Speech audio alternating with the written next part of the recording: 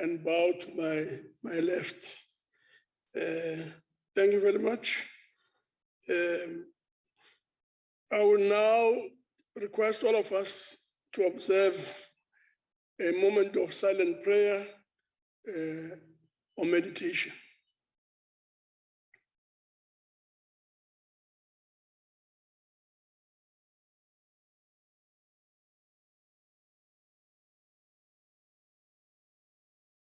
Thank you very much.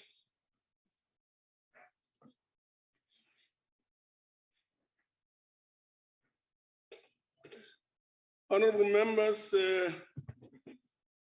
allow me to remind all delegates that rules apply and the processes for the hybrid sitting equally apply.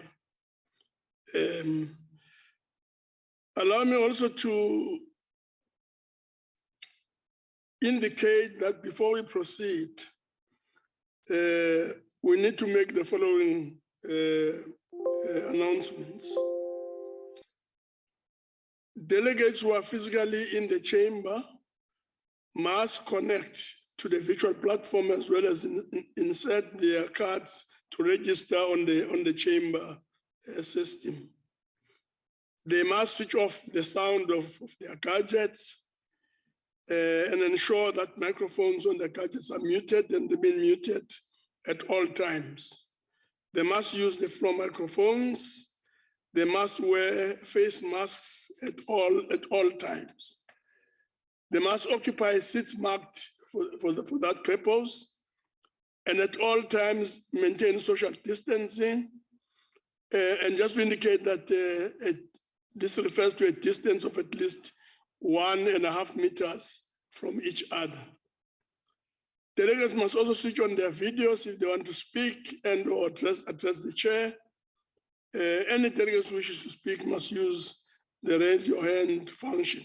I'm sure by now members are familiar with this.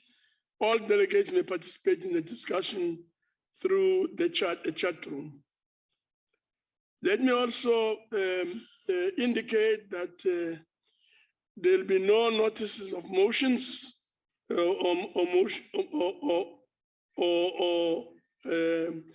motions without notice. No notice of motion or motions without notice.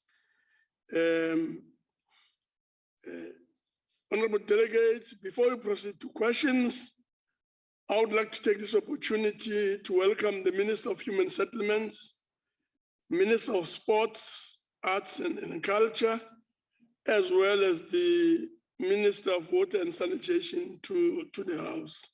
And in case where the minister is not present, of course, there'll be a deputy minister, and this will be indicated accordingly. Further, I would like to make the following remarks: that the time for reply by the ministers to a question is 5 minutes. That only 4 supplementary questions are allowed per question.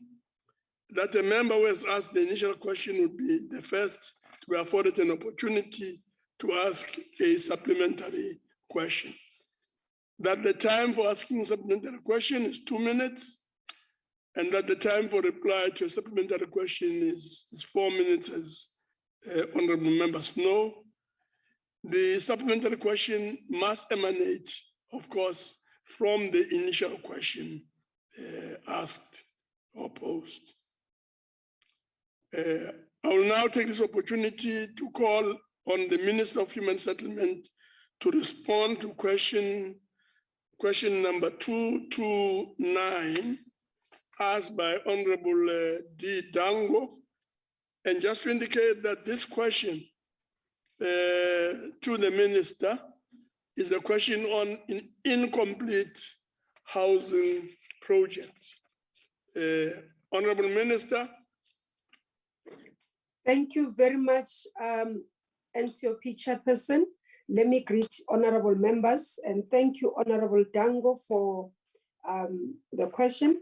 Indeed, we have done an audit as the Department of Human Settlements in terms of incomplete and blocked houses.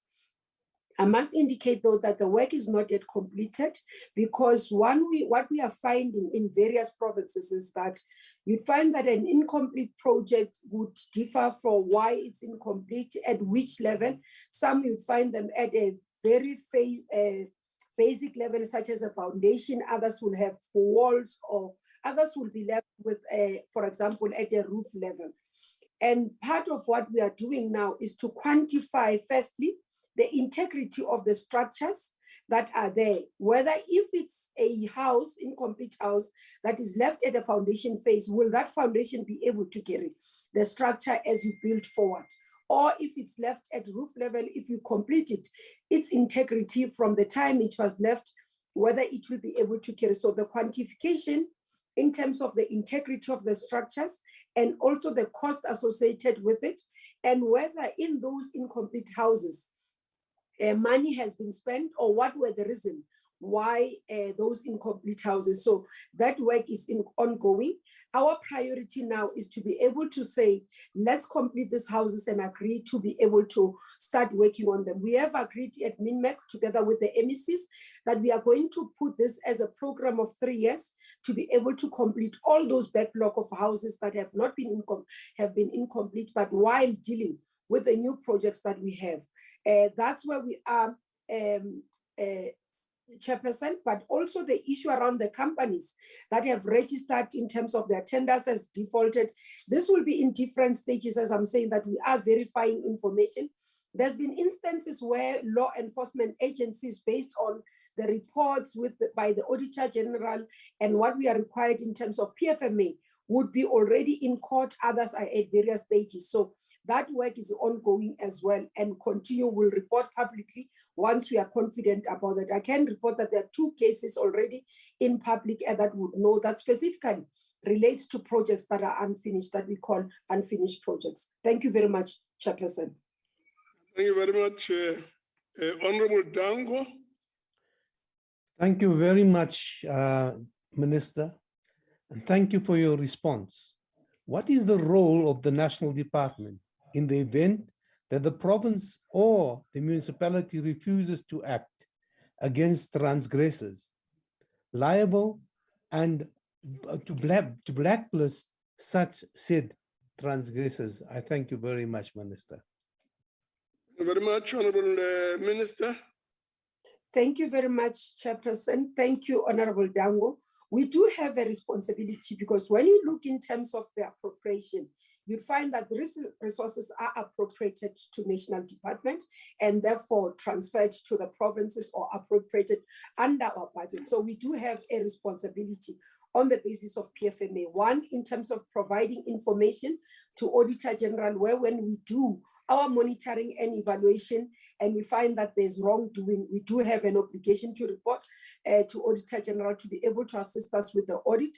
Second, we do have the responsibility, should we suspect that there could be something wrong, to report to law enforcement agencies. So it's not entirely the responsibility of the municipalities or the provinces, but where we find as National Department that there has been a wrongdoing and consequences should be taking place, we do have the obligation. I must say, Honorable Dango, that part of the challenge though, in terms of blacklisting of companies, we seem to be finding it to be a bit of tedious and a long process, and we'll be engaging with National Treasury around these issues. It's a process. It's not like you can wake up today and say somebody's blacklisted. That's why sometimes you find public outcry saying that this company has done business here and has done wrongdoing. And when you find them somewhere again operating, because they have not yet been blacklisted. And my understanding is that that process can even take up to a year to be able to finalize, because it's prescriptive in order to provide that company to respond and all those things. So it's not an automatic process. Thank you very much. Thank you very much, Minister. Honorable Sleko.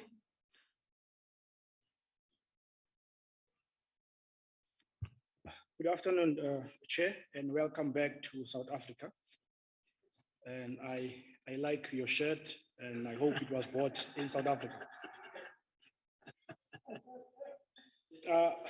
Let me also congratulate the Minister on her appointment. Minister, a lot of beneficiaries have lost faith in the department due to the fact that contractors get paid for work not done. and projects takes years to be completed. The poor and the marginalized continue to be taken for granted, while contractors continue to get paid millions without building of any houses. Apart from blacklisting, defaulting, and in many cases, corrupt contractors, shouldn't the public deserve better by having accountability from their elected representatives? Would it be unfair to request public representatives to apologize and resign for failing residents? And will you, as the minister, be willing to lead in the front and push for this? Thank you very much, Minister. Honorable Minister. Thank you very much, Chairperson. Honorable Sileku, thank you for flagging it. I think let's start here. The issue of beneficiaries, and no one can stand publicly and justify where beneficiaries were supposed to have received houses and they do not have houses. And I've publicly, since I've been a Minister of Human Settlements, which is now 3 months, having visited provinces, 7 out of 9 provinces, visited projects to see for myself what is happening on the ground, hearing from citizens themselves, hearing from contractors themselves, and also interacting with the provinces and the municipalities. I can safely say to you, we have agreed as a department that one of the things that is going to assist us is to have a beneficiary list that is transparent, that emphasizes accountability. A beneficiary list, for example, Honorable Sileku, what we are working on in terms of digitization, where even yourself as a member of parliament, when you reach and in a community, in your constituency, you find an honorable, a citizen that says, I've been registered to benefit in terms of our RDP houses, I've not benefited. You can simply take the ID number, punch it, and know where that person is in the process. That's what we are working on. We are ensuring that going forward from here, there is transparency, there is accountability of what needs to be done so that we can build confidence. There is no justification why we should have a senior citizen who is 96-year-old, still waiting for an RDP house, having registered in 1993. This is one of the things that we have agreed with the MECs, that it's something that we must tackle. It's something that we must deal with. And I don't think the issue for me in terms of speaking about the issue on political heads to resign, if people have been found to have done wrong, then they can take responsibility. I don't know why you would want me to take responsibility if indeed for 3 months I've been here. You'll have to be able to say, Minister Kubai, since you've been here, what have you done? And then judge me based on my responsibility at the time I'm at the helm of the portfolio. So that can be a blanket approach. So it's going to have to be account for your work, account for what you have done, equally including in the provinces, in the municipalities. The last thing I want to speak about is on contractors that have done wrong. I agree with you in terms of issues. Some of the people have called for us to say, let's ensure that those who have done wrong in our communities, where, for example, they were given a contract, they did not fulfill their responsibility as a contractor, and therefore we need to go public about their names. Those are some of the things we'll have to try and put in place against all odds.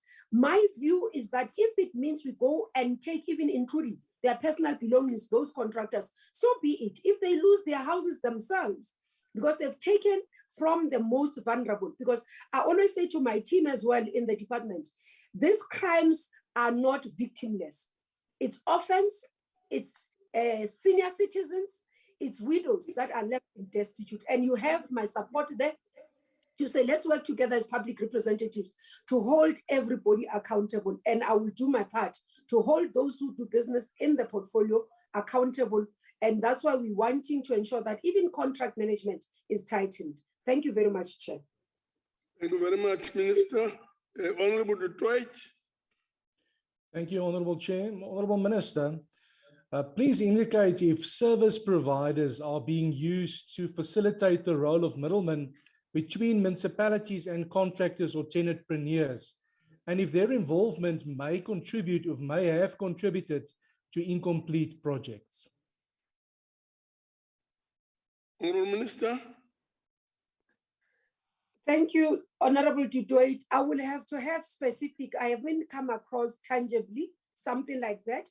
Those are some of the things that you'd find on the streets where people make those statements, but nothing tangible that can be able to say, this is what has been done. So as I said earlier on, we are actually quantifying in terms of costs around these projects, but secondly, in terms of the integrity of the structures. Where there are contractors linked to projects that, for example, money has been lost, but the contractor has been paid, obviously consequence management will follow. We will actually approach law enforcement agency once we finalize the work to be able to assist us with investigations.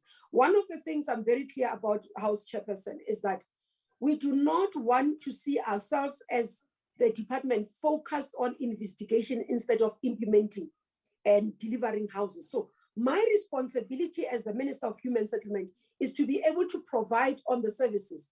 I do have colleagues in the security cluster, and their job is to be able to assist us in law enforcement. So our duty is to collate this information and pass it over so that they can be able to do analysis, they can do the investigations and assist us, because we do not have the capacity to do what the honorable member may be suggesting that we do. Thank you very much. Thank you very much, Minister. The last supplementary question comes from Honorable Mtsamai. Thank you, Chairperson of NCOP.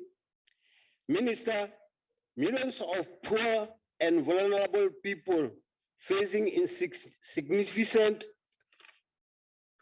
challenge in accessing adequate housing as well as other basic service in South Africa. Housing projects are often blocked, delayed, and are not completed on time, with those contracts to build houses, often to deliver houses, quality houses. Housing does not report complied, including a strategy of doing away with tenders permanently and instead building up a capacity of departments so that it's built its own housing for its people. What are the minister is planning to do with this? I thank you, Chair. Honorable Minister. Thank you very much, Honorable Mutsamai. I think the first thing is that if we are to talk about doing away with tenders, we'll have to have a procurement process. Remember, part of why the tenders are there is part of procurement to be able to ensure that we fulfill what the Constitution requires of us, to ensure that when we procure as a state, we can do that in terms of being fair, transparent, and actually just, where we are able to transparently say this is a service that we are getting for the following amount. That's the first issue. So we will have to find a mechanism, and currently there isn't a mechanism in place that would allow us to be able to go out and get people who can build the houses on behalf of us as government in the manner that they're doing. But again, we need to be able to look at it this way, Honorable Mutsamai. The tenders and the fact that there are service providers who provide this service, it's part of building an economic sector where you are able to have entrepreneurs, real entrepreneurs, who also, because for example, you have people who have gone to school as engineers, as developers, as you know, the value chain of housing is quite big. So those people, when they come back, not everybody should go and seek a job. Some of them must come back and be business people, open companies and hire people in order to provide the service. So being in that system, providing this and doing tenders allows for the ecology of working and service providing within the country and actually supports the economic growth of the country. So we shouldn't see tendering as only, yes, there's been issues around the compliance or corruption and fraud. That's why we must allow law enforcement agencies to deal with. But the issues of the benefit for society needs to be emphasized. Similarly, I do not believe that the Department of Human Settlement must be itself that goes and builds the houses. Ours is policy making. Ours is to create an environment where we are able to provide the service and also create an opportunity for those who should be able to build. What we need as capacity in the department is project management, contract management, to be able, and policy development, and being able to do monitoring and evaluation. Once you have that in place, then you'll have a system that works for you. You'd have a department that works for you, but also that is able to hold accountable those that you give a contract to be able to provide. So we do understand that housing is important. We want to make sure that our communities, our residents, because it's a constitutional obligation, we have to provide to the indigent houses and shelter. That's what the Constitution asks from us as government. And in doing that, we have to find mechanisms to be able to do it in a more transparent and just way. Thank you very much, Chairperson. Thank you very much. We'll now move on to a question asked by G. Mikalakis. And this question is on the South African Human Rights Commission report on Masilonyana local municipality. Honorable Minister. Chairperson, I must say that I did write formally to the questions office through my office, requesting clarity why this question has been asked to human settlement. This report about water and sanitation, it could be that the member wrote the question at the time where the department was still human settlement, water and sanitation. Currently, I am responsible for human settlement. I do not have authority nor mandate for water and sanitation. Thank you. Honorable Mikalakis.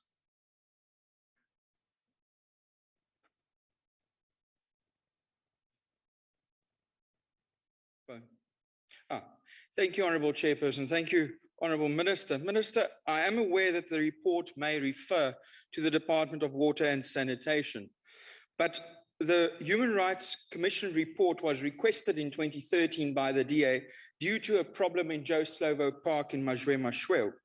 The problem was caused by the Department of Human Settlements allowing the municipality to award unserviced stands for political point scoring and then ignoring and forgetting these beneficiaries. The same thing has now been done in Winburg in the same municipality. Unserviced stands handed out just before the elections by a municipality that does not have the funds to service these stands. The municipality has given these residents empty stands and they are left with bucket toilets, dry taps and candles and are forgotten about until the next elections, or as in the case with Joe Slovo Park, for more than 15 years. And your department is nowhere to be seen.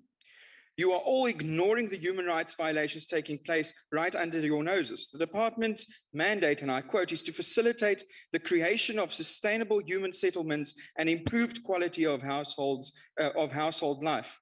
Yet you are building slums, not communities. You are handing out unserviced stands, and that is the reason why these communities don't have water. So the cause is your department, not water and sanitation. So as a new minister, I would like to ask you, what will you as the minister do to put an end to this exploitation that is happening in Winburg and Majwe-Mashweu at this very moment? Thank you, Chair. Honourable Minister. House Chairperson, I'm going to answer, but I do need to highlight, as I said, I'm doing it under protest with violations of the rules, because the primary question has nothing to do with what the member is saying. It's not linked to be able to prepare. So I'm saying that so that honorable members know that we still have to comply with the rules of the House. In relation to service stands and also unserviced stands, let's start here. Human settlement is a concurrent function. So there are responsibilities that are related to the national, where we do policy directives, and then there will be responsibilities that are related to provinces, and there will be responsibilities that are related to municipality. In terms of declaration of townships or settlements, it is the mandate of the municipalities, not the mandate of the Minister of Human Settlement, honorable member. So Minister of Human Settlement can go to a municipality where a municipality says we are designating this area to be an area of human settlement when it's their own property, when it's their own land. So you can't stop it because it's their mandate, it's within their prerogative. What we do through intergovernmental relations is that, and utilizing the DTM model, is that we go and assist and guide the municipalities and actually flag that this is where the challenge is in terms of what you are doing, but you can't say they can't do it as a minister. There's no legal basis for me to be able to go and stop a municipality to fulfilling what it is within their own legal framework and laws. So what honorable member is talking about is not within the legal framework of what human settlement is. And that's why, House Chairperson, we initially even asked the questions office to refer the member to say, you are actually outside the mandate of the department. And I think he insisted that this question must be in. Thank you. Thank you very much. The next question will come from Honorable Shaik. Honorable Shaik.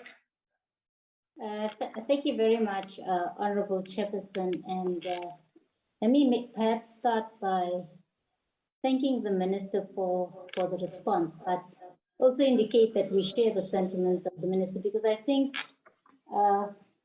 with all transparency, Honorable Mikalakis should have actually asked the question, Chair. But I don't have a follow-up question. Thank you very much.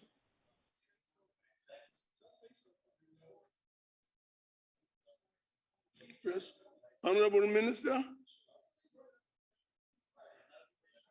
No, the member is supporting my protest, Chair, that I've been treated unfairly.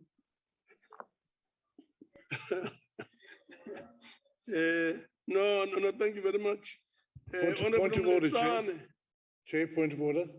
Yes. Chair, last time I was here in this house, you were the chair. And you determine the rules of the house, not the minister or other members. Thank you. Thank you very much. Let's move on to Honorable Mletsane. No, thanks, Chairperson. I'll take Honorable Mletsane's question. It's Honorable Zandamela. Chairperson? Yes, please proceed. Oh, thanks, Chairperson.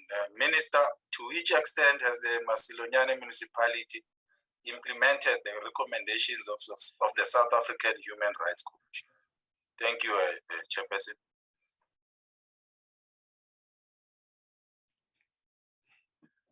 Yeah, if you can just repeat the question again.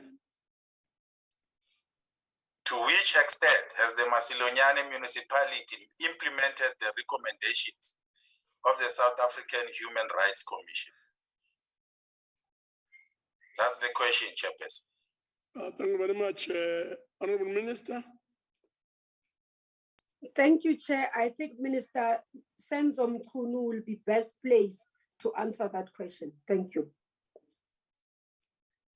Thank you very much. Honorable Nsube is going to pose the next question. Honorable Nsube. Point of order, Chair. Can I proceed, Chair? Please proceed. Thank you very much, Honorable Chairperson of the Council, the Chief Whip.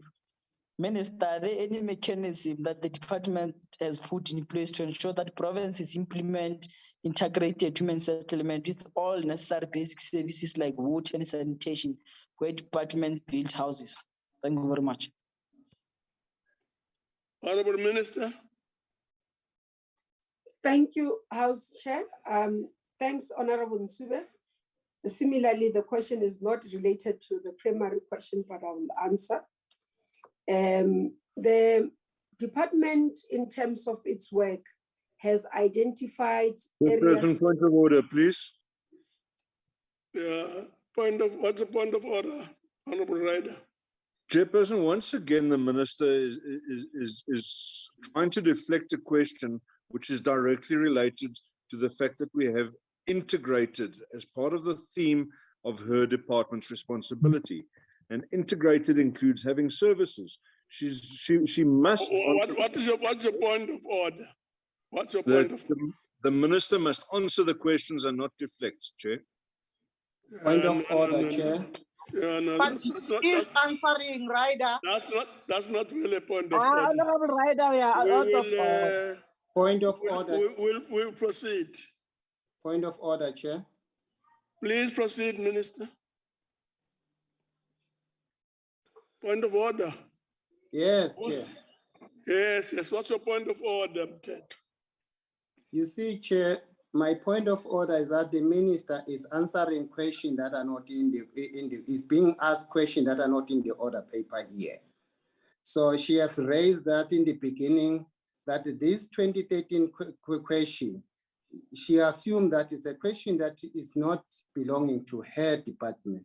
So I don't think, Chair, whatever follow-up that comes up from the primary question, it will be out of order. That's why maybe the other speaker said, I've got no question because the first, the fundamental question falls off.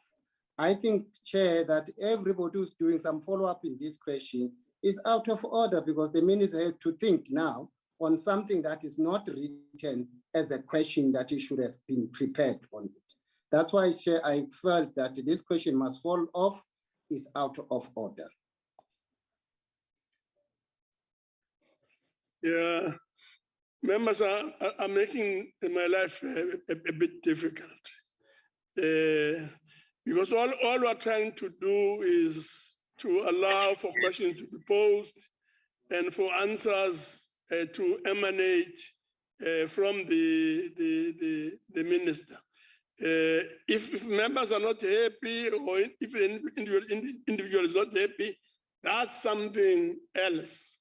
A different matter altogether.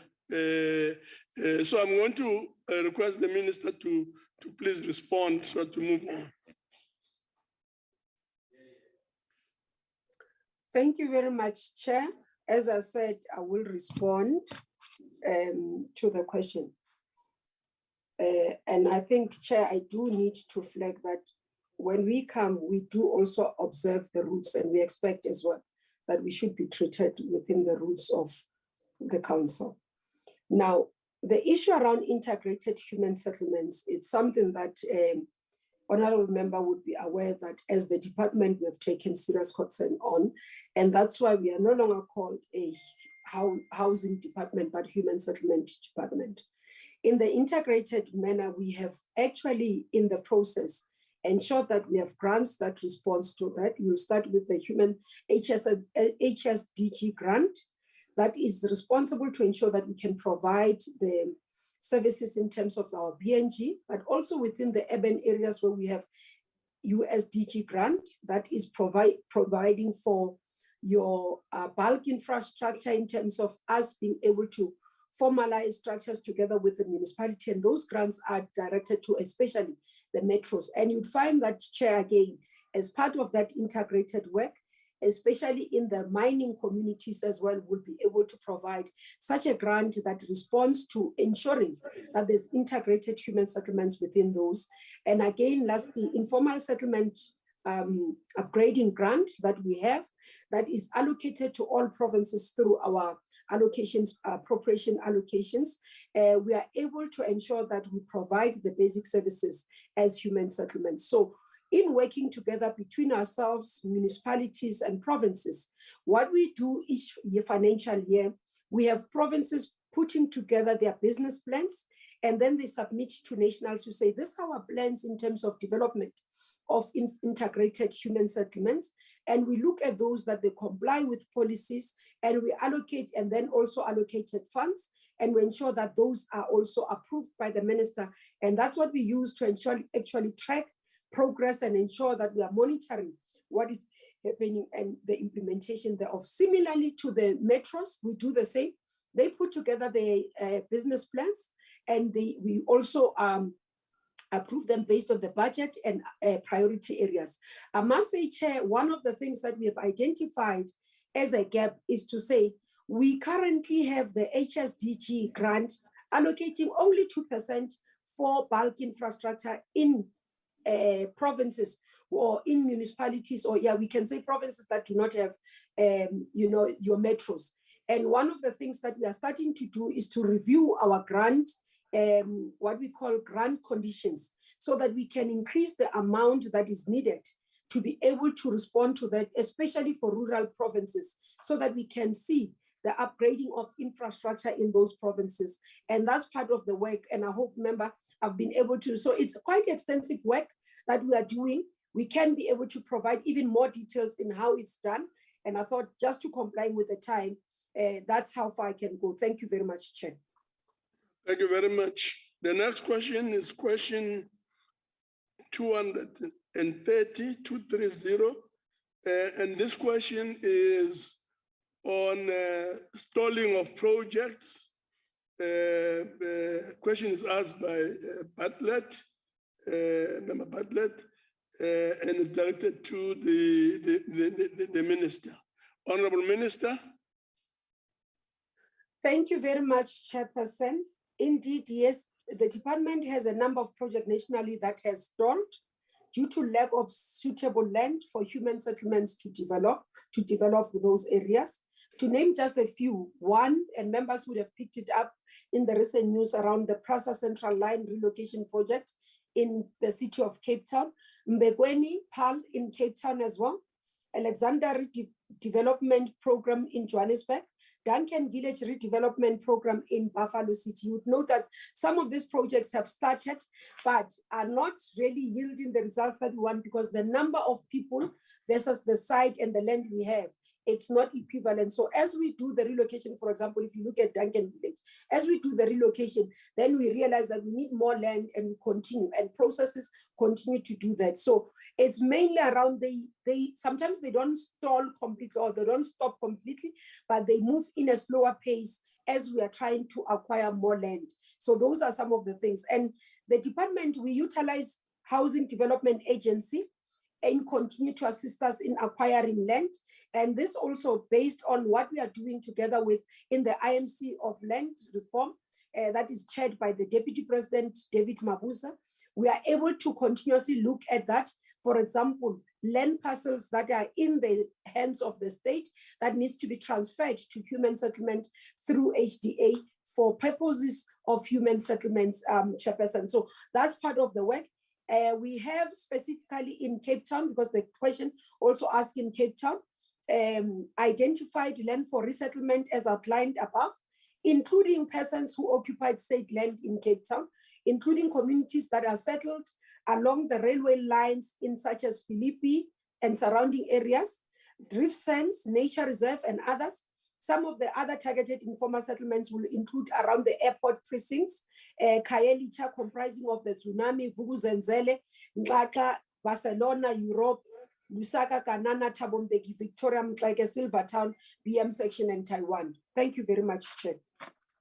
Thank you very much. Honorable Bartlett, first supplementary question. Thank you very much, Honorable Chairperson. Honorable Minister, thank you very much for answering my question and for your response. Is there any progress in resolving the issue of land so the department can continue with these very important housing projects? Thank you very much, Honorable Minister. Thanks, Chair. Honorable Minister. Thank you very much, Chairperson, and thank you, Honorable Member.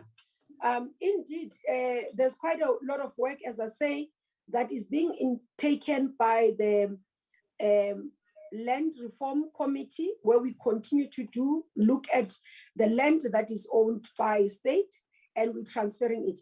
But where, for example, currently we've been having areas where there is identified land within a particular municipality, and when we look for owners, you find that there isn't an owner, and therefore we go out in public for expropriation of that land, because currently it doesn't have anyone that is. So we do those multi-approach interventions to assist Chairperson in terms of ensuring that there's human settlement land.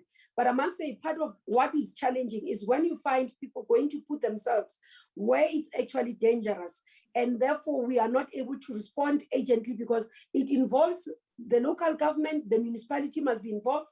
If it's a land that, for example, on the railway line or under a power line, you would involve other state organs to be part of that process. And even for eviction, sometimes you'll have to go to court to get them to move so that you are able to protect their lives. So issue around land, it's one that is critical to ensure human settlements, but it needs all of us, both as government and communities and all political parties, to work together to be able to resolve it. Thank you very much. Thank you very much. Then we move to the second supplementary question from S. Dutoit. Honorable Dutoit. Thank you, Honorable Chair. Honorable Minister, what measures are in place to assist municipalities from illegal occupation of identified and or unidentified land by opportunistic people before such land have been availed legally and the necessary infrastructure is in place, since premature occupation might stall projects? Honorable Minister. Thank you very much, Honorable Chairperson and Honorable Dutoit. I think I agree with you. The issue of illegal occupation does cause regression in terms of our work, causes challenges, where people, if they put themselves in what they know, because sometimes people hear that this land is identified for human settlement and they go and they put themselves. By the time you want to put bulk infrastructure, it's difficult because they are not sitting aligned. You have to relocate them. You must be able to, and it's a lot of cost, which delays even the allocation or thereof. What municipalities have in place is that the law allows them to evict within a particular time. What we are seeing is that sometimes the delay in municipalities to be able to evict those people within that required legal framework causes the delays and the challenges that is thereof. And we are saying as well, it doesn't mean that we must go and do it within the confines of the law, because sometimes we find two extremes. One, where you find a municipality sees people illegally occupying land and do nothing. And then on the other extreme hand, you'd find a municipality not following the proper procedure to be able to do what is required by land in terms of evictions. So we do appeal that there is framework, there is laws that are in place, and including previous judgment that we use as precedents to be able to look at how we should be able to respond to this. And municipalities are encouraged to follow that process. Thank you very much, Chair. Thank you very much, Minister. The third supplementary question comes from Honorable Sleko. Honorable Sleko. Thank you, Oslalo. Minister, land is a very topical issue, and unfortunately, I'll have to also ask about that particular one. The issue of land housing has been used for politicking while the backlog continues to grow. There have been a number of invasions in the city of Cape Town, both on private and public land. Projects have been affected by invasions and can no longer proceed in the manner envisaged. And this is to the detriment of the people who have been waiting for houses, and priority has to be given to people on the waiting list. There is a trend whereby many desperate people who are awaiting housing settle illegally on land earmarked for housing, and in an attempt to jump the queue and be prioritized due to the fact that they are on the land already. What is the department doing to support, especially rural municipalities, in making sure, firstly, they protect their land, and secondly, they remove these illegal occupants? Honorable Minister. Honorable Seleku. One, I do agree. I think, as I said earlier on, is that this is what communities need to understand. When we evade land, even if it's meant for human settlement, there are consequences. Whether the land is privately owned or government owned, there will be consequences, and I'll come to that in detail. But part of the issue that some of the communities would say, I had an interaction with the backyard dwellers in Soweto, for example, just before the elections, I was doing my own election work, and they stopped me and said, Minister, we want you to address us. And the major issue for them was that because they remain disciplined, waiting for their time based on the beneficiary list, they are tending to be casualties, because as government, we are rushing to provide solutions to those that are illegally occupying land, and we are making them to jump the queue. And that's what the backyard dwellers, front dwellers and backyard dwellers were raising with me, which I tended to sort of agree to say, we need to find mechanisms as the National Department to ensure transparency on a beneficiary list, ensuring that the people who are supposed to benefit are the ones that are benefiting. And that's why when we talk about beneficiary list, we want to ensure that everybody who's there knows that I'm number 1 or I'm number 20, so that we are able to equitably, transparently allocate the places. The land issue, equally, it's important because some of them would find that people who go and occupy this land, one of the challenges, for example, is that when we go and start doing the work in Duncan Village, part of what we are faced with there as a challenge is that as you are decanting people, moving them into the transitional period so that they can go into the houses, you battle, for example, some of them do not have identification, are not known in these communities, but some you do find that they've benefited someone.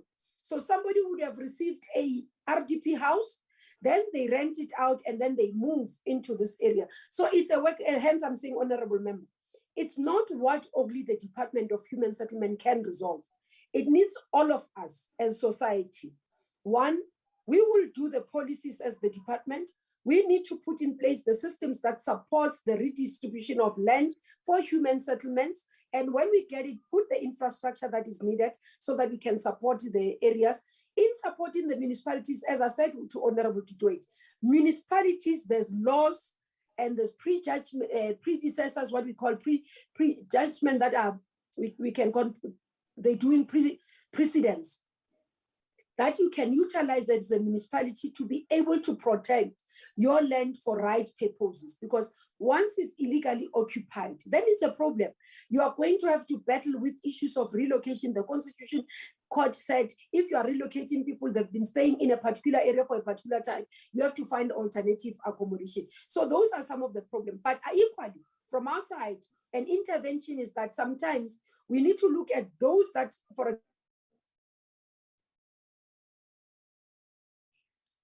Yes, Minister, try again. We have missed the last part of your response. Sorry, Chair, can you hear me? I was just saying that you were cut off and you couldn't follow what you were saying as you concluded. Just repeat the two, three sentences. Apologies, Chair.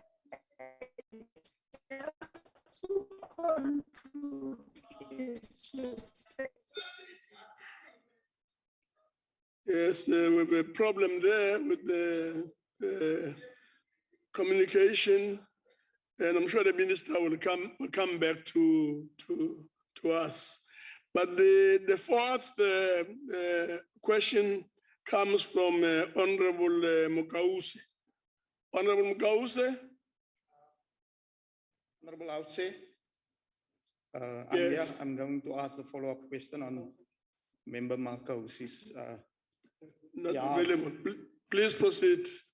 Is the minister there? House Chairperson. Let's continue. I think the best way is to continue. Okay. Thank you, House Chairperson. Minister, the solution to the housing crisis is directly related to the land question. Unless all government departments make the provision of land a priority, there shall always be claims of shortages and lack of residential land, while informal settlements continue to grow in our communities. Minister, please provide a time frame of when vacant land and underutilized land will be made available for housing and resettlement of our communities. Thank you. Yeah. Minister, I'm sure I'll take this opportunity just to say a word or two in conclusion in relation to the last question, and then proceed with a response to Honorable Arnold's question. Please proceed. Thank you very much, Chair. I hope you can hear me. Indeed, I think they are linked. I'll just issue. The issue around support for municipalities, I was repeating that there are court judgments which are precedents that can be used by municipalities to be able to protect their land. So we must be able to encourage municipalities to do that, because it wouldn't be an easy thing that the minister can go and protect the land that is actually the land of the municipality. In terms of, yes, the issue around human settlements, and that's why government and land, that's why government has taken a decision to say, where we have land that is owned by government, there's land that is allocated for agricultural purposes so that we can continue to have food security, but there will be land that is identified that is currently in the process to be transferred through HDA by government, that is land owned by government for particular purposes of human settlements. But what we need to continue, Honorable Arnold, to emphasize to our communities is that it's important not to go and occupy illegally land. For example, sometimes they go and occupy private land, they're thinking it is government land, and when they are evicted, it causes a problem, because now they find themselves, some of them are being sold land, they say sites for 20,000, 50,000, which is money that most of these communities don't have.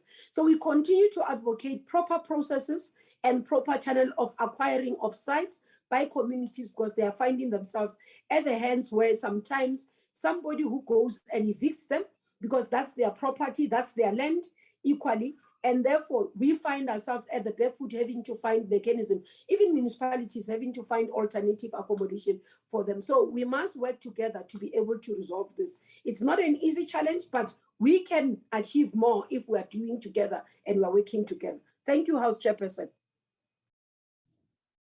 Yes, thank you very much, Minister.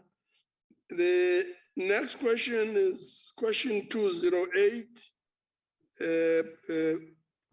received from Honorable Doit. And the question is on alternative housing models. Alternative housing models. Minister. Thank you very much, Honorable Chairperson, and thank you, Honorable Dwight, around this question. I do confirm that persons who meet the criteria as outlined in terms of our various housing subsidy program in the National Housing Code are prioritized in terms of our work. That's important, but also need to emphasize that it's not automatic. So everybody that meets the requirement, we have to do due diligence, assess them against other databases in terms of income and all those things. So it's important. I think that's, and also their financial viability. But again, one of the things I want to highlight around delivering of alternative, we're already doing that. And I'm seeing this question in two folds, Honorable Member. I'm seeing it as an issue where you are asking whether do we have to continuously provide RDP or BNG. And I want to say, when we look at our models that we have currently, in terms of the grants and support, we are providing different. Those who have and are saying, give us service stands and we'll bid for ourselves. We are already doing that. We've already provided more than 10,000 across the country, though the program started a bit late compared to the others. We'll see that we do provide low-cost housing as an alternative. But equally seeing this as a part of where you're talking about alternative building technologies. And currently we are looking at that because I think one of the things that is important for us is to be able to bring technology in how we do work. Globally, there are technology in innovative ways of building houses, though the feedback we are getting from communities that majority of our community still believe in brick and mortar. So they are not more receptive to the new building technologies, which is something that we need to continuously advocate for because it takes shorter time to build utilizing new technologies, but also in other instances, it becomes quite cheaper. But for now, in terms of the solutions in the country, we do not have cheaper ways of building this alternative housing products because the material are still being imported. So part of what we'll have to resolve, and we have agreed to work with AFTAS NHBRC to look into this, together with bringing in CSIR as an entity that deals with innovation to support us in bringing new technologies in the country. But finally, based on the constitutional mandate, we are obligated as government to provide shelter for the most vulnerable of our community. This means those who are vulnerable, the indigent, child-headed households, the senior citizens, remains our mandate to have to provide. So whether we go and move to service stands and other things, this category of people will continue to have to provide a shelter for, because it's a constitutional mandate to us. Thank you, Chair. Thank you very much, Minister. The first supplementary question comes from Honorable Detroit. Honorable Detroit. Thank you, Honorable Chair. Thank you, Honorable Minister, for your first answer. Honorable Minister, it's evident that the housing backlog is huge and that it might take years to get up to date. It's like a dog chasing its tail at this stage. Corruption is in the order of the day in most of these tendered projects. Minister, I want to know if your department have calculated the cost of the failed housing projects, and I want to know if it's still feasible to continue with this initiative, seeing that the South African fiscus is dry. Thank you, Minister. Honorable Minister. Thank you very much, House Chairperson. Yes, we continue to do, as I spoke about, unfinished and unblocked project earlier on. We continue to quantify. Currently, we're sitting at around 1.9 million units that under the unfinished projects. The issue around continuing, I think I spoke to it in my last response, but just to reiterate, yes, we have to continue. It's a constitutional mandate. The Constitution requests of us as government to provide shelter for the most vulnerable and indigent communities. So child-headed households, your senior citizens who cannot provide a shelter for themselves, it's a constitutional obligation on us as government to provide. So we need to continue. In terms of sustainability, where we agree with you, Honorable Member, is that with the constraint of the fiscus, that's why interventions such as provision of service stands for those who can afford to build for themselves is critical, because we've seen where we've provided RDP houses, and when you go there after 5 years, 6 years, for example, the entire community's face has changed. You will never even see a single RDP. That tells you that the people were not looking for RDP, but they were looking for a land to be able to build for themselves. Similarly, we've identified those who are in the category, for example, somebody will be moving in terms of migration, moving from the rural areas to urban areas to work. When they arrive in the city, they're not looking for a house to own. That's why we started to provide low-cost rentals for those categories, equally with low-cost housing opportunity for those that we call missing middle.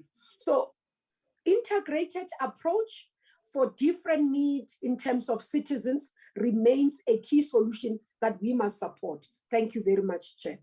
No, thank you very much. The second supplementary question comes from Honorable Matebula. Honorable Matebula.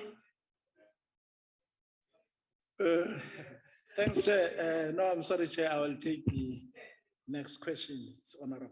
So you are? A Plenary. A Plenary. Yes, Chair. So a Plenary is taking over. Okay. Okay. Thanks. Please proceed. Chairperson, given the current backlog, which is currently faced by the human settlement, which is estimated that it would take more than 100 years to clear, does the department have the capacity and political will to offer alternative housing models? And while considering amendments to the criteria of human settlement, can the ministry consider prioritizing ownership of RDP houses by a fair representation of women, that is 50% allocation, and more especially persons living with disabilities? Thank you very much, Chairperson. Thank you very much, Honorable Minister. Thank you very much, Honorable Chairperson and Honorable Aplin. I'm not so sure where the 100 years comes from. We will have to do some statistics together ourselves, but we'll take it offline so that I can share the backlog. Let me start with the last part of his question. The people living with disabilities. I agree. I said we discussed this with the MINMEC, for example. We have about in the HSS, in terms of our beneficiary list registry, about 100,000 of people living with disabilities on our system. And I said to the team, we can just take a political decision. We can take a decision to say, these are the people we should prioritize in all the allocations. So we are doing a breakdown. We are locating them where they are so that we prioritize them, because it's something that we should be able to do. It's easy. It can be done. It's doable. So that's the first part of it. Secondly, in terms of beneficiaries, majority of the beneficiaries indeed are women, honorable member, and it's based on the registered people. So it becomes difficult to say, I will just take only women that are registering, because the requirement is that everybody who registers must be able to get it, to get a house, especially on the basis of first come, first pay, because it might not make sense if tomorrow I prioritize a young woman who's 21 years old over a senior citizen, a man who's 76-year-old. So some of these decisions, how would you have to take them? Would have to assist us in terms of ensuring that we do not leave those vulnerable people outside. But I agree in terms of being able to focus. And equally, for example, we took a decision just on the side. We do take such decisions such as, for example, 40% set aside for women in the sector in terms of participation. So those things are taken, but you've got to be able to apply your mind, go through systematically and see the implication thereof of the decision that you are taking. To say, yes, there is political will to change the landscape in terms of service delivery, the time it takes to do things, and actually being able to see the decision, that I can say too. Thank you very much. The third supplementary question comes from Honorable Nkosi.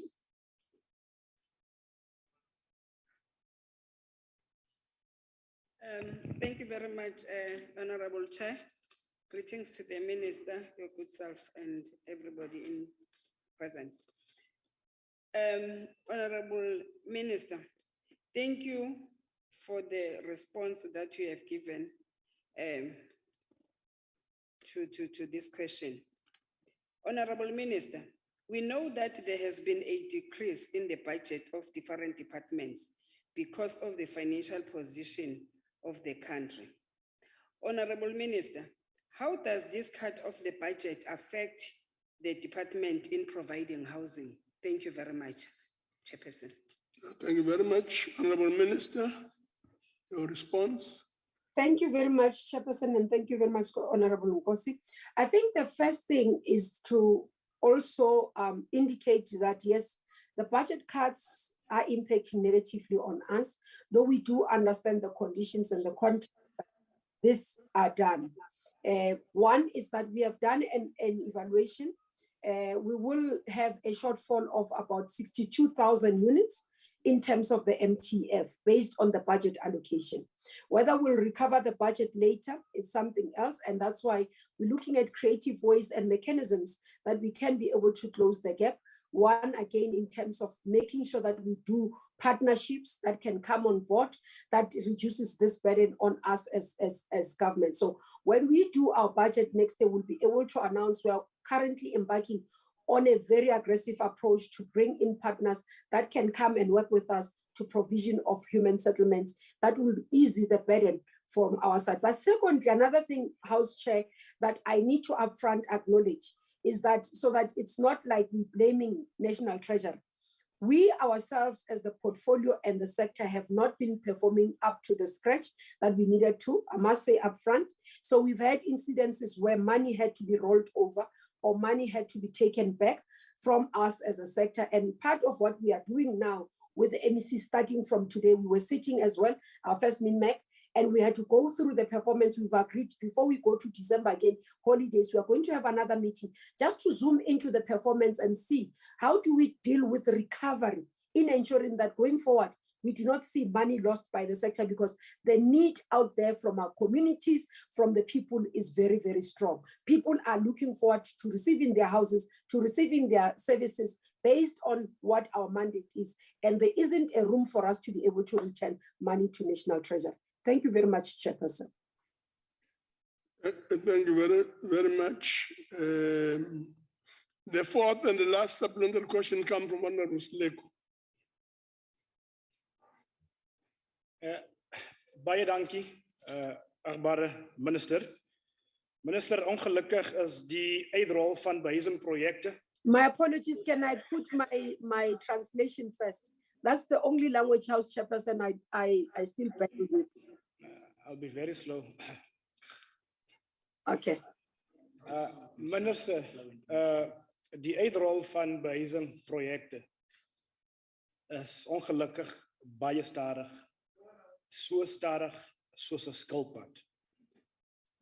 Minister Sisulu told this house that she was moving towards service stands and service sites. We have also mentioned the same. Sorry, But Chairperson, there's no translation. No, it's okay. No, it's fine. Why don't I just ask Honorable Slego to speak a bit louder? And the translation, I'm sure, will be taken care of in the process. We urge the table to please assist, but if the minister can on his side, just have someone there assisting, because it's just a sentence or two. Slego. No, Minister, the rollout of housing projects is dismally slow. Minister Sisulu told this house that she was moving towards service sites, and you've also mentioned that. But also in that regard, we find that the progress is also very slow. We hear every time when we deal with the department's annual reports that we don't meet our targets. And my question is, what is your department projecting in terms of policy going forward? Thank you very much. Thank you very much, Minister. Thank you very much, Honorable Slego, for accommodating me. Excellent Afrikaans here. That's the only language that I'm still battling with.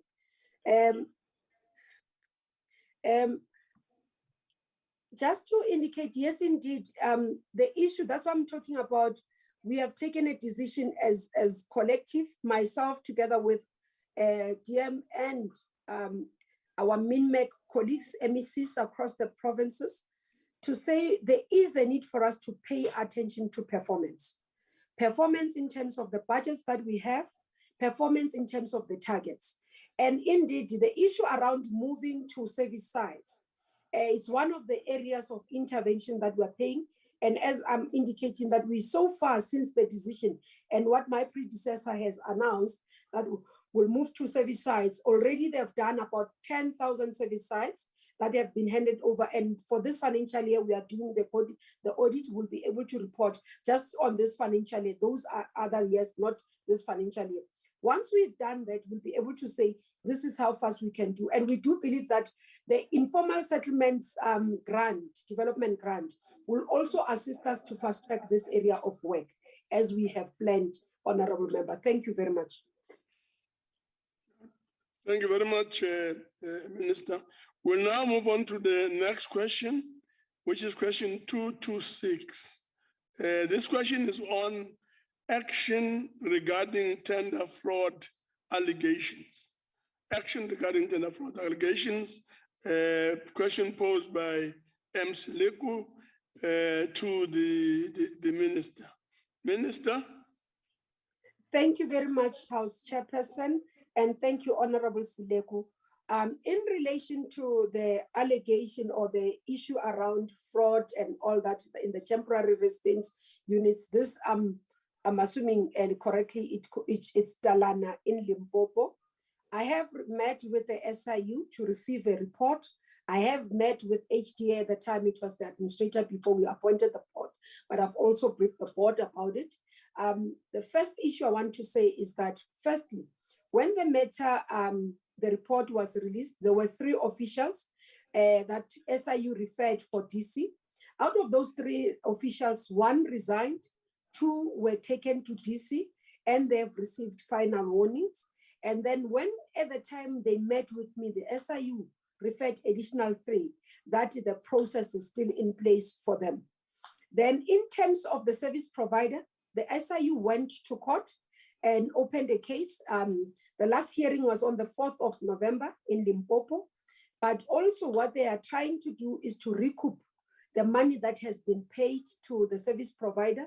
I must report, honorable members, that not all 100% of what was allocated was paid to the service provider. So almost about 50% I can say was paid, and the other was the remaining, which was not paid by HDA, so remains with us. And SIU is trying to recover on behalf of the state the other amount. Lastly, is that from HDA point of view, they did write to National Treasury requesting that the service provider be blacklisted, specifically because they submitted fraudulent documents that misled the entity into taking decisions that they shouldn't have. And in that context, the process is still ongoing. Thank you very much, Chair. Thank you very much, Honorable Sleko.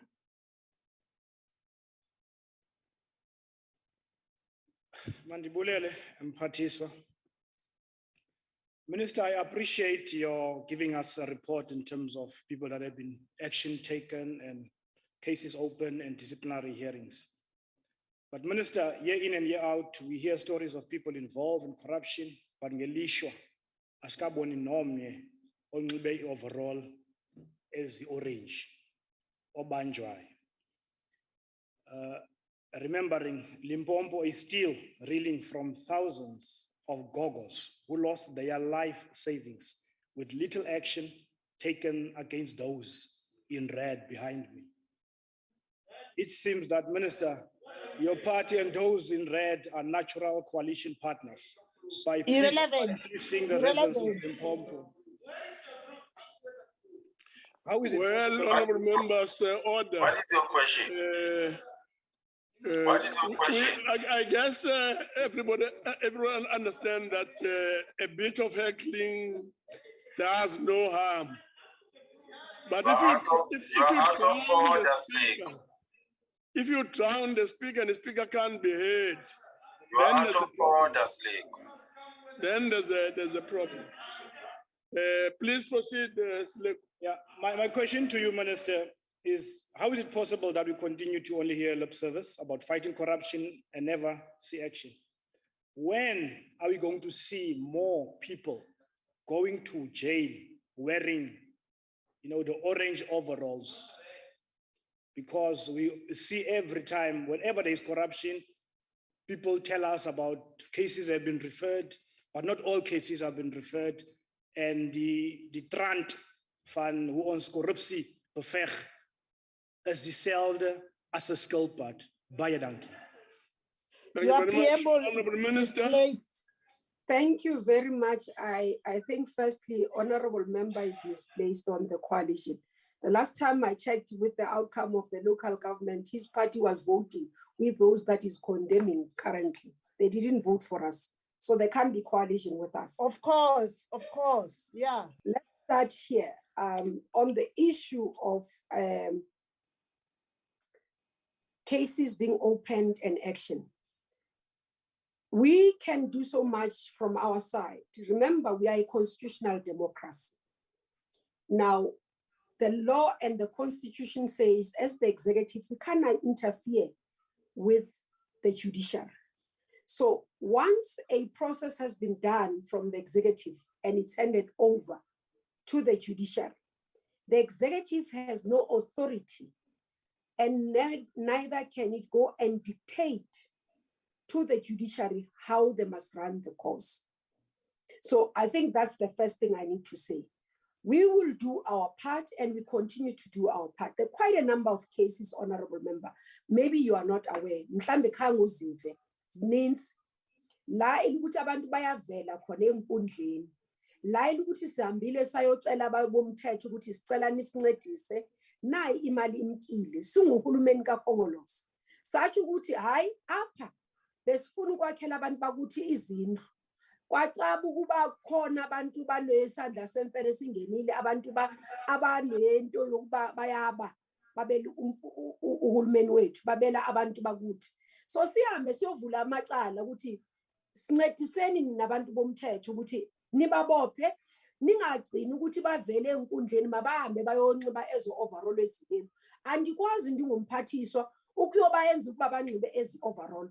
La ndizakugcina khona ndingomphathiswa ukuba mandibacele ukuba na apha la kumosheke khona ndincediseni. So asithetheni nabo sibacenge nabo ukuthi mabayenze umsebenzi wabo basincedise kwelo cala mphathiso wena elungu elihloniphekileyo, so that nami ndingumphathiswa ndizakwazi uma ndithi hayi so sisebenzile, andizuma phambi kwabantu abafanele babotshwe. Lokho ndifanele ndikuxelele. Xa ngabe ndizawufika apha la ndiphethe khoyo ndifumane ukuba khona abantu bayenze okungafanelanga, ndizahamba nami ndiyovula icase, ndibize amaphoyisa bababophe.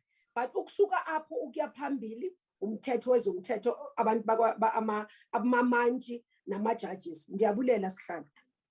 Thank you very much. We'll move on to the second supplementary question from Honorable Arnolds.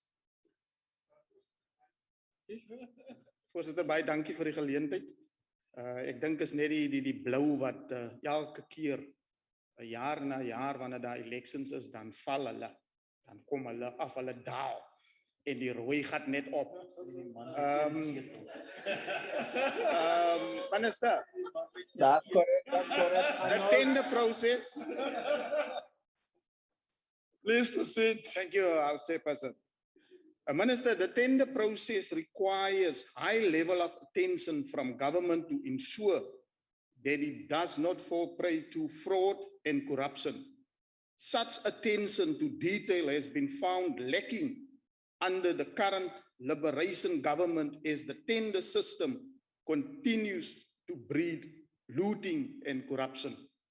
Has the minister considered doing away with tenders? Thank you. Minister. Thank you very much, Honorable Member. I think let me start here. In terms of paying attention, we are paying attention. One of the things that we are starting to put in place now is that if a tender has been issued out, and then you find that a tender is cancelled without any explanation by the department or its entities, what we are taking as a decision is that there will be consequences for those who have done that. And this is because I have received, for example, when I interacted with women in construction who raised concerns to say, Minister, department or entities or provinces would issue a tender. Then they cancel it. After a month, that tender is issued. We incur costs as service providers. We incur costs as people, but we think that somebody is trying to open our tenders and see our prices, and therefore later utilizing that, because you see the tender going out with the same requirements, nothing has changed. So what I've taken a decision as the political head of this portfolio is that we will put it as part of the requirements for audit, that if a tender is out and it comes back out again with no changes, that official will face the might of the law, will have to do disciplinary processes. This is part of paying attention to detail, Honorable Member. So I always say, let's judge people based on what they are doing. There's quite a lot of work that perhaps you might not know that government is doing to tighten controls. We are learning from feedback, state capture that has been supported by the African National Congress in terms of its investigation and giving us guidance and hints on where issues have been going wrong so that we can tighten up. And we remain committed as this cabinet and this government to dealing decisively with corruption. And if it means amongst ourselves, we see amongst our friends and comrades and families being going to jail, so be it.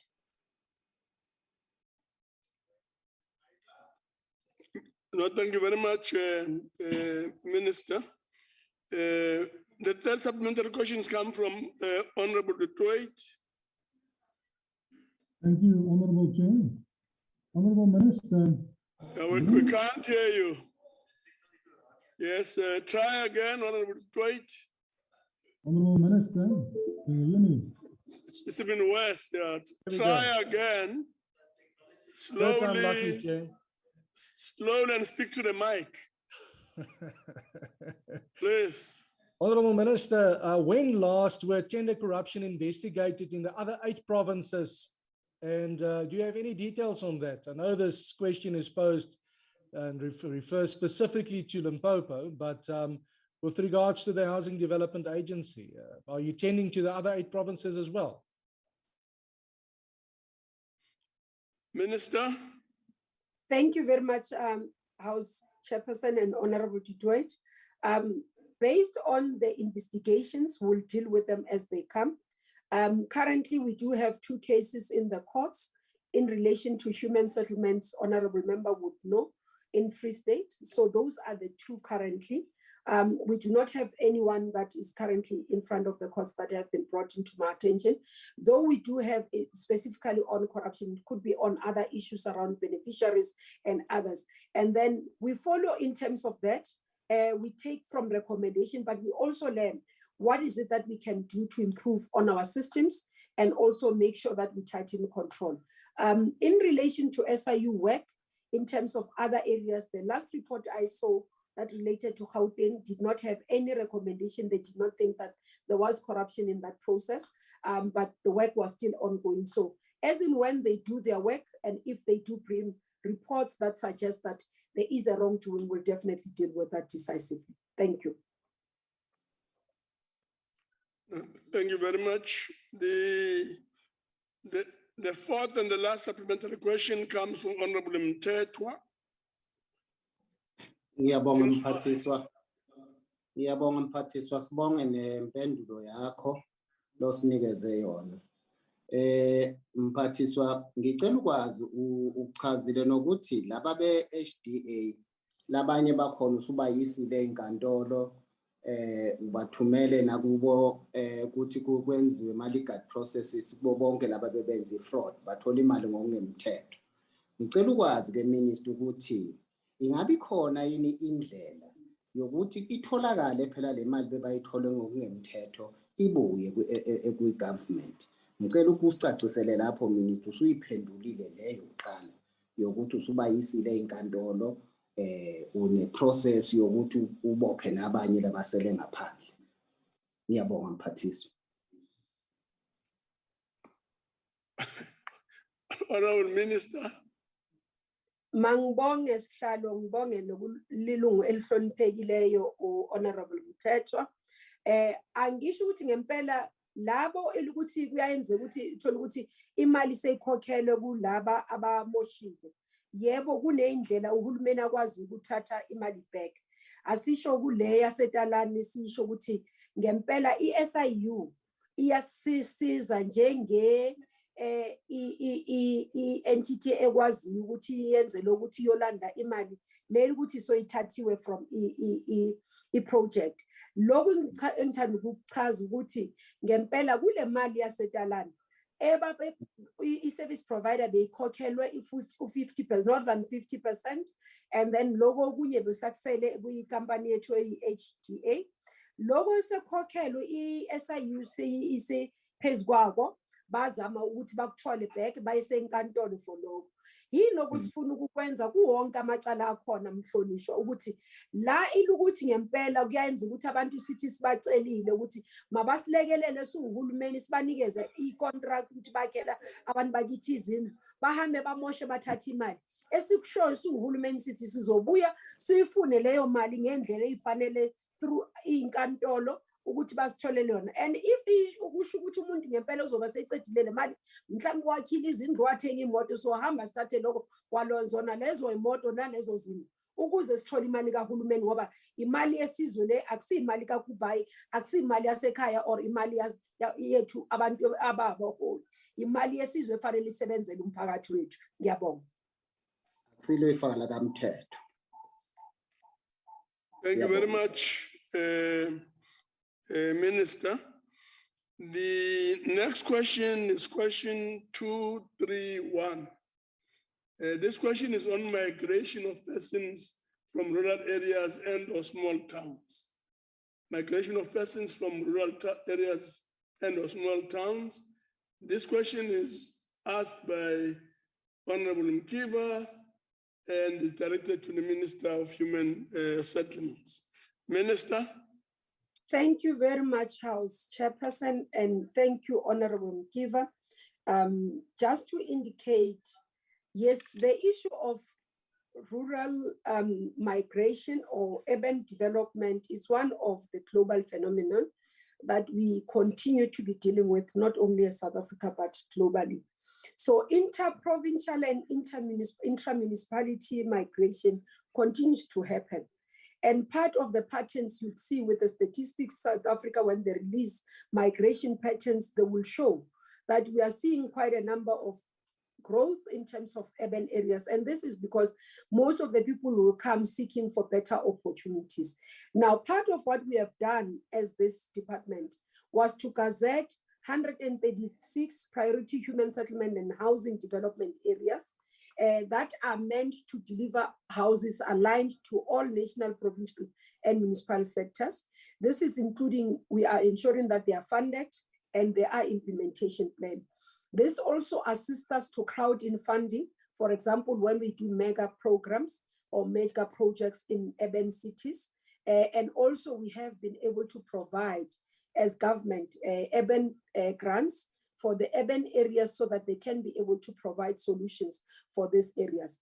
Indeed, if we look at these towns that we are seeing migration from and going to, you find that as well, because of the patterns, that's why you end up with a lot of informal settlements and people staying there. And our intervention is in different folds. One, acknowledging that not everybody who's migrating to an urban area is looking for a house. And that's why provision of rental housing is important. So we're doing that. You'll see in Kimberley, we had that in terms of Leonardo Park. You are finding them in Gauteng in terms of your flare off and all that. And that's one of the things that we want to do going forward. And we've tasked SHRA as our entity together with HDA to work together with the municipalities so that we can see what we can do with your urban buildings. So you have quite a number of buildings that are decaying that we could be able to refurbish or rebuild and convert them into settlement or places to stay, human settlement areas where people can come and let, because they're just looking for a place closer to where they're working, where it will be convenient, and therefore go back home where they've built their houses. So that's part of what we're looking at. So it's important for us to respond to that.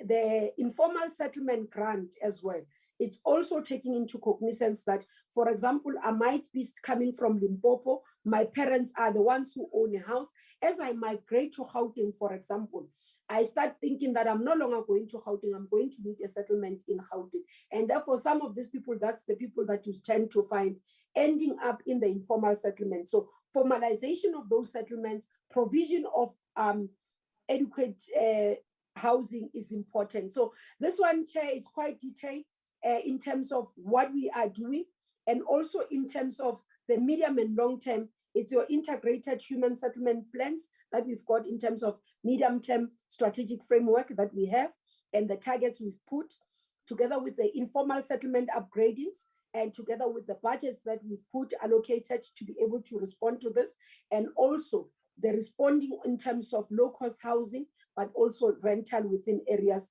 of metropolitan, so that we can be able to respond in holistically dealing with this. But we do continue to really request that people must stop putting themselves illegally, because it's just making our lives difficult. Thank you very much. Thank you very much, Minister. The first supplementary question comes from Honorable Mkiva. Honorable Mkiva. Mphathiswa, mandibulele uGqozi nofuqufuqu Ntombenkulu othe waphendula ngayo lo mbuzo. Eneneni ugxalathelwano labantu besuka ngakumbi ezilalini nakwidolophana ezincinci besiya kwidolophu ezimbaxa kwenza ingxaki enkulu ekulawuleni ngakumbi umcimbi wokubana kubekho uphahla phezu kweentloko zabo. Ndiyakubona ukuba sowuqhwangishile wawuphendula lo mbuzo ngendlela evokothekileyo, kodwa ndifuna ugxininise ngomkhombandlela wokuqinisekisa into yokubana ukusuka ngokukubheka phambili, ngawaphi amalinge namacebo nemigudu eniwenzayo ukuhlangabezana nalo mcelimngeni, kuba unyaka nonyaka abantu bathe gqolo rhoqoqho ukusuka emakhaya besiya kwezi dolophu. Ndiyafuna ke into yokubana ungcotshe kulo mcimbi, siqiniseke into yokubana asikhulelwa kakhulu ngababombosi namatyotyombe kweli lizwe ngongengathi asikwazi ukwenza izicwangciso ezizizo. Khawuphendule ke Mphathiswa ngelinika ingcaciso ethe emhlophe ethe qwa ezawuqinisekisa into yobana ninawo amacebo okokubana nihlangabezane nalo mcelimngeni. Enkosi. Enkosi. Yes, Minister. Enkosi kakhulu lungelo hloniphekile umkiva. Mandisho ukuba lo mbanga ufuna thina sonke asicale ngokuthi uhulumeni ubheke ukuthi si intervene in different ways. Oqala leye rural development. That's why uzawundiva ndithetha ngokuthi sifuna ukuthi nasemakhayeni rural areas ngoku siyenza ukuthi sibe nama developments akhona.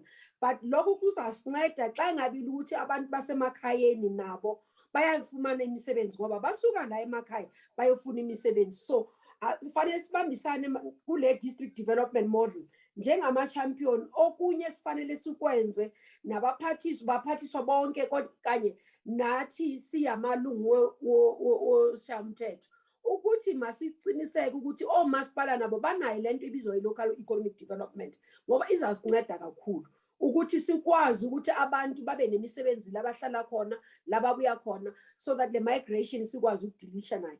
Kwesibili lokhu ukuthi abantu bayasuka emakhayeni beze emadolobheni kuyenzeka because abantu bazofuna amathuba yemisebenzi. Abanye beza baqale baze ezikolweni.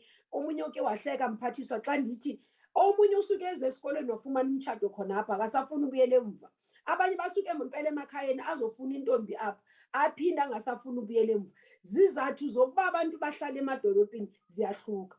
Into efanele siyenze singuhulumeni ukuthi njengoba sine ama program akwazi ukulekelela abomasipala. One ukuthi abantu bakuthi bayeke lento hamba bazibeka nje. Basilinde ngoba into esifuna ukuyenza sihulumeni ukuthi si-identify iland la sakha khona. Umuntu abhalise ukuthi mina ngingumamuluko ndizawufuna indlu ngase Johannesburg.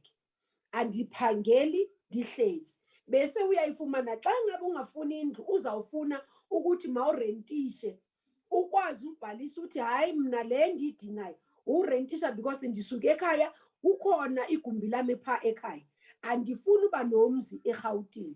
Ukwazi ukuthi ubhalise unikezwe indawo yokuthi uzawuhlala decent because ingxaki ziye zibe khona kwezi informal settlements. One enye into ukuthi ufikele ukuthi azinama services ibe ukuthi abantu abahlalanga endaweni eright la kunamanzi kunama sanitation kunombani ayikho right. Sifuna wonke umuntu abe nama services kakuhle. So abantu bakuthi mabasivumele xa sithi le ndawo sizawakha kuzo bangahambi bayo occupy pha illegally. Basivumele suhulumeni siqede sifaka amanzi sifake electricity sifake izindlu sibanikeze abasibanikeze i10 sibanikeze i10 bakwazi ukuhlala pha bangazingeneli bona ngokwabo. Ndiyabulela sihlalo. Thank you very much, Minister. The second supplementary questions come from the Honorable Plenary.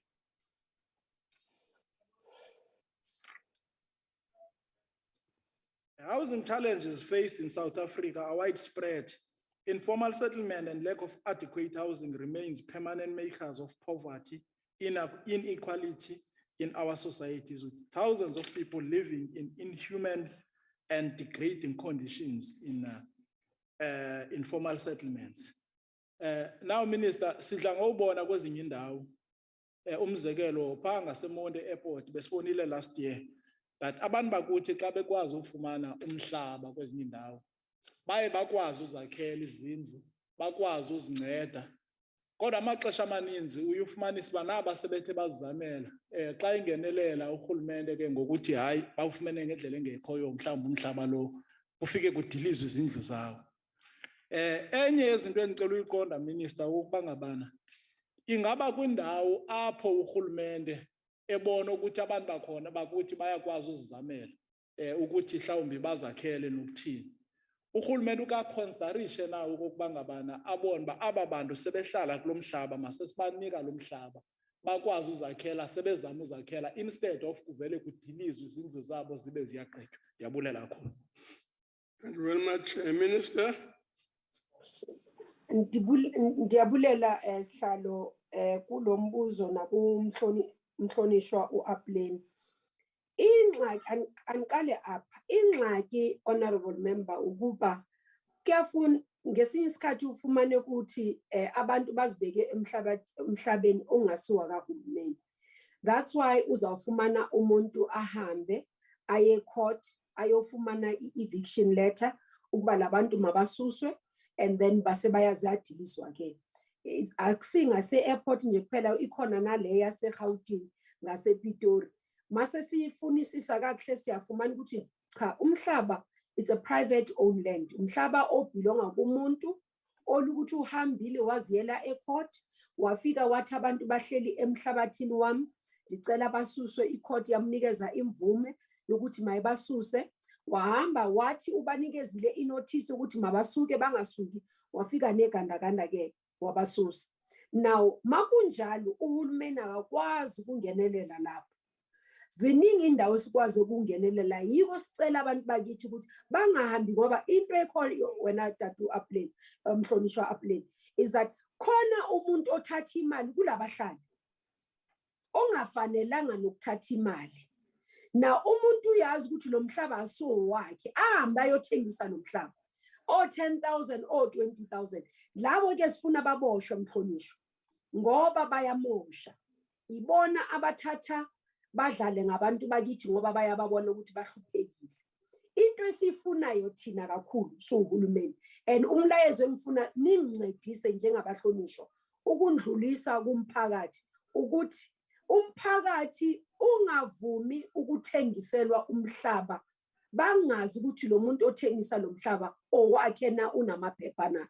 Zikhona i-provinces zethu ama-office omasipala ukuverify kwanye ukuthi lo muntu umnikazi womhlaba na yokuqala. Kwesibili siwuhulumeni sizimisele ukuthi la sinomhlaba khona sikwazi ukubapha umhlaba lento sibiza sithi zi-service stands. Njengoba ngishilo kokuqala ngathi sesinikezile more than 10,000 and inhloso yethu ukunikeza abaningi i-10 because sibonile ukuthi abaningi bayakwazi ukuzakhela abawafuni ama-RDP bafuna nje umhlaba onamanzi onama-toilet onogesi ukuze bazakhele. Yiloko sizimisele ukuthi sikwenze kodwa siyacela kubantu bakithi nani nisincediseni nonke ukuthi ninga-encourage ningathi kubantu mabazibeke endaweni bangafanelanga ngoba bagcina bazithola kulezo zimo layile ukuthi umuntu wakhile uthathe u50,000 wakhe wokugcina mhlambe bese empensionini wakha namhlanje idiliziwe akasenalutho. Ngiyabonga. Thank you very much, Minister. The third supplementary question comes from Honorable Baga. Honorable Baga. Masibulele hlala ngaphambili. Thank you, Minister, for your responses. But let me say this, Minister, many beneficiaries of state-built houses also tend to migrate to cities for work and end up living in informal settlements in the cities. Since they do not qualify for a second state subsidized property, they place massive pressure on services and create a false narrative of housing backlogs. This also creates more demand of infrastructure and service delivery such as electricity. Are there interdepartmental memorandums of understanding to ensure infrastructure needs are developed as the housing need grows? Thank you, Chair. Minister. Thank you very much, Honorable Baha. Indeed, the issue around movement of people, as I said, migration is a very complex issue. And in response to those, that's why we've got what we talk about low-cost rentals, because we do understand those ones who migrate from rural areas to urban areas who would have benefited might not be able to benefit. And therefore, the rental options is something that they can be able to consider and look into as part of the solutions for what we have. Secondly, around, and I do agree, that's what I was saying to the honorable member when he was talking about a backlog of 100 years, is because some of these dynamics in the beneficiary list, the honorable member might not be aware of, that you find that certain people who are still on the beneficiary who are supposed to be falling off the beneficiary list and all that. So the dynamism and movement of that, the agility of that beneficiary list is very important on how we manage it. But the issue of intergovernmental working relationship, I must emphasize that in terms of infrastructure, we've got the Presidential Infrastructure Committee, coordinating committee that is between national provinces and especially metros, where we meet together and look at those issues. The IMC looks at the interdepartmental infrastructure. So there is that mechanism.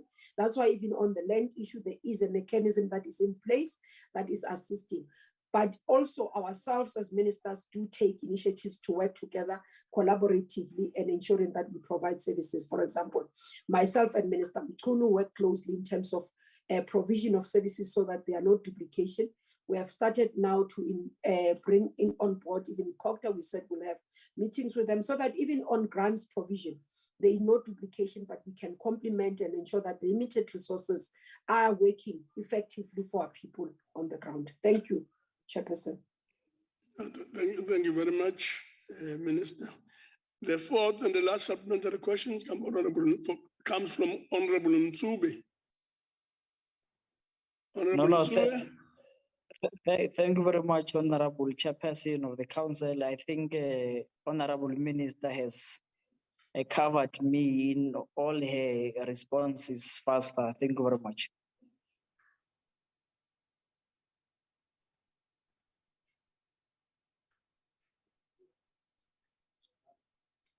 Chairperson?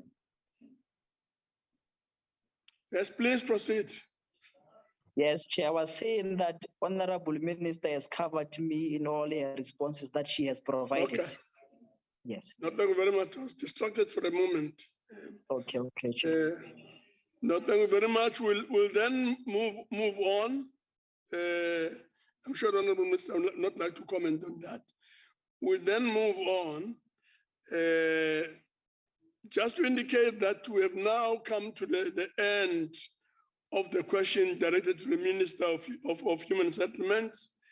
And I would like to take this opportunity to thank the Minister for availing herself and looking forward to even engaging with her even more as we move into the future. Thank you very much, Honorable Minister. Thank you very much, Chairperson. Malibongwe. Malibongwe. Gama lamakhosikazi. Malibongwe. Gama lomama. Gama lamadoda. Hayi amadoda atheni. Amadoda atheni. Alikho igama lamadoda, alikho. I will now hand over the chair to Honorable Ngwenya. And the next question is question 235.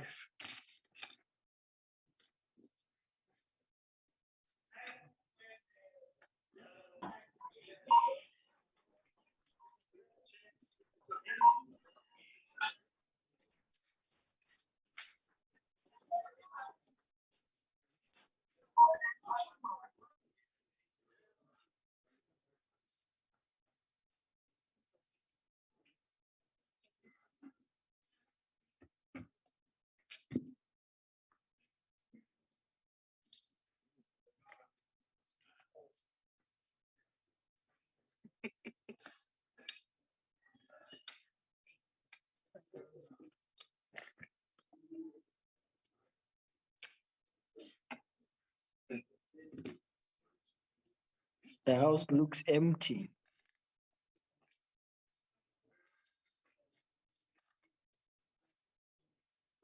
Thank you, honorable members.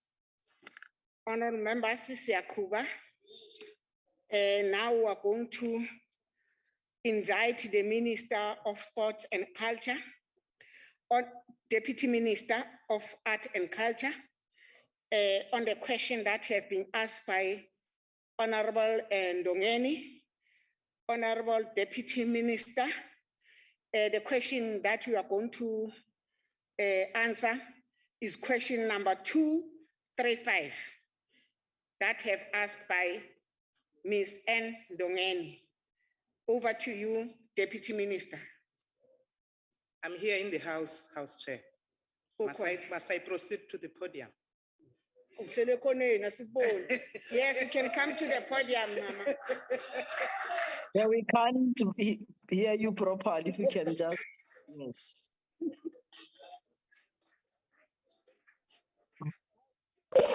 Uhlele khoneni, uzayiphuma manje, uhlele khoneni.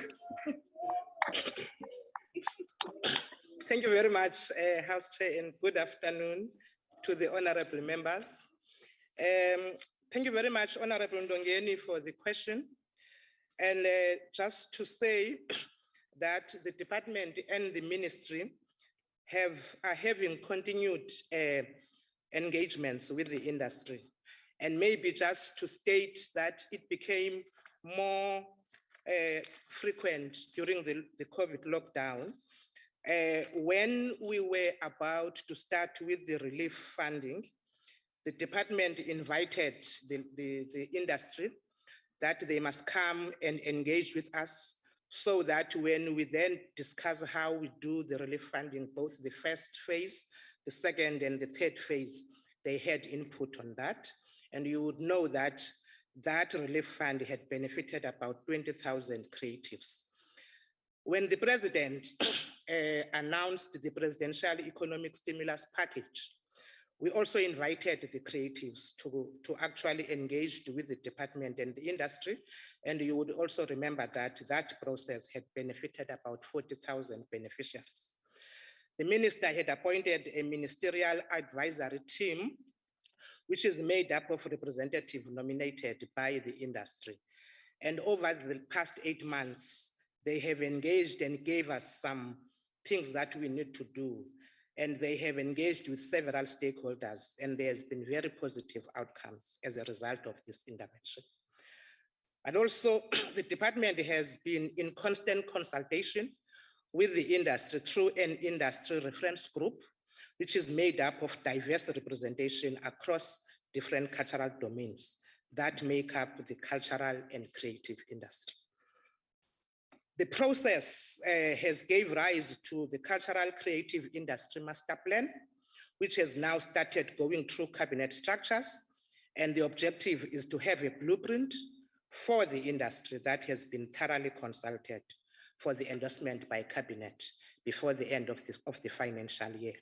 There's also a transformation forum on the live events, technical and production services that has also been put together to make sure that they draft the triple BEE codes and the charter for this sector.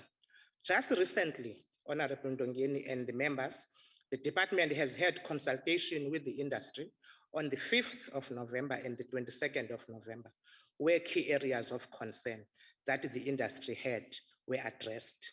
So the issue of an indaba is not something that is not out of the radar. It will be a continuation, and if it comes up, and I know that the Federation of the Creatives is looking at this, we are open to it. Thank you very much. Thanks very much, Deputy Minister.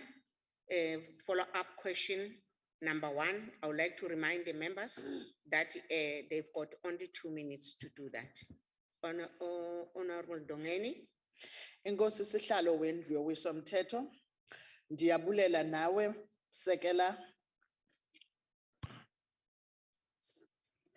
mphathiswa. Hayi wena.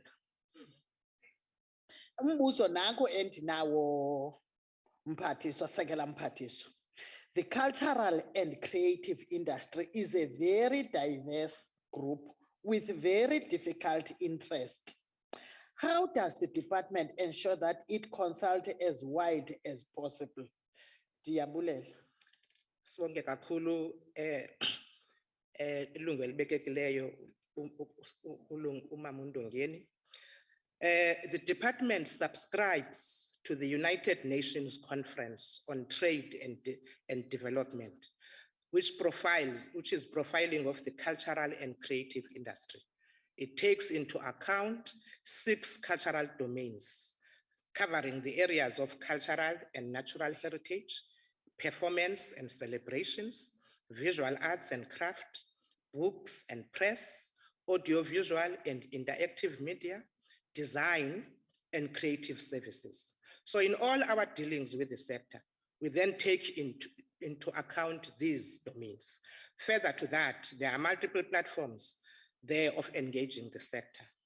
At the sector level, where bilateral takes place on matters of specific interest, at multilateral level, where some matters of common interests are addressed, at federation level, where matters overarching the sector are addressed, and then at ministerial advisory team, which is constituted of sector leaders, has been vehicle used to engage the sector. Thank you very much. Thank you, Deputy Minister. A follow-up question. Number 2 is going to be asked by Honorable Mr. G. Me Chakalakis. Hey, Thank you, House Chairperson. Hopefully by the end of the 5th year, you'll get that right. Deputy Minister, such an indaba will only work if there's trust between the government and the industry. There currently is none. The first step, and this you have to acknowledge, to building bridges between the industry and government is for government to start respecting the arts and our artists and to take the industry seriously. This whole mess with the COVID funding is simply because government does not respect the industry enough to take it seriously and to understand the basics of how this industry works. In fact, I sometimes wonder whether the department understands the difference between a movie theater and an actual theater. I know the minister does not. A lot of the anger towards your department and the NAC is because of the backpedaling and the reduction of funds that were committed during lockdown. The second step to building trust between the industry and government is accountability. You simply dumped the 300 million rand on the NAC and allowed them to steal and misappropriate. Theo Lawrence had to sound the alarm. You, as the political heads, woke up too late when the entire industry was already destroyed, and only then did you request an inquiry. So, Deputy Minister, after all the mess that you have made during lockdown, how do you expect our artists to trust you and the NAC at such an indaba and to know that you actually take them seriously as an industry? Thank you. Thank you very much for that question, Honorable Chakalakis. Did I get it right? So I did it correct. I said it correctly. Thank you very much. It's a very important question because trust is important amongst parties when you are dealing with them. And one of the things that as the department, we really want to confirm to you is that it is something that we want to make sure that we work on it. Remember, the plight of the creatives became more pronounced when COVID-19 came to the fore. Before that, a lot of you did not even know that there's a lack of trust or there is problems.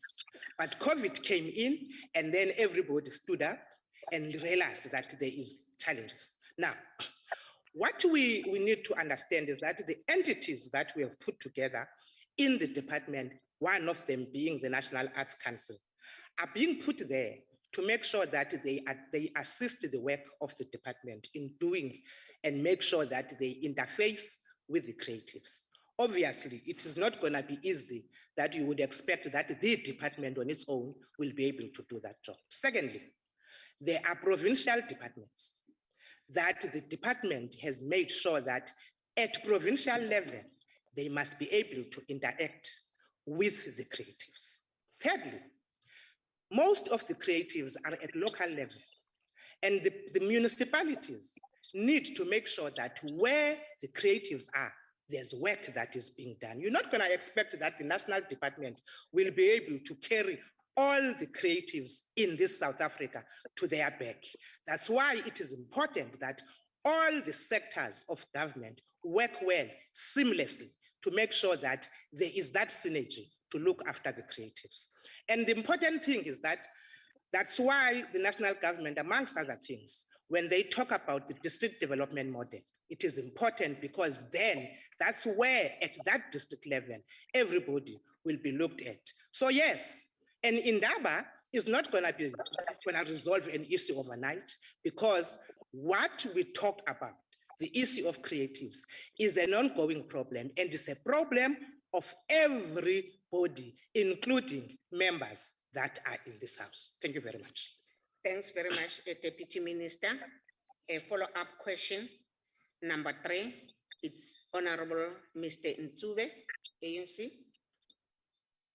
Thank you very much, Honorable House Chairperson of the Council.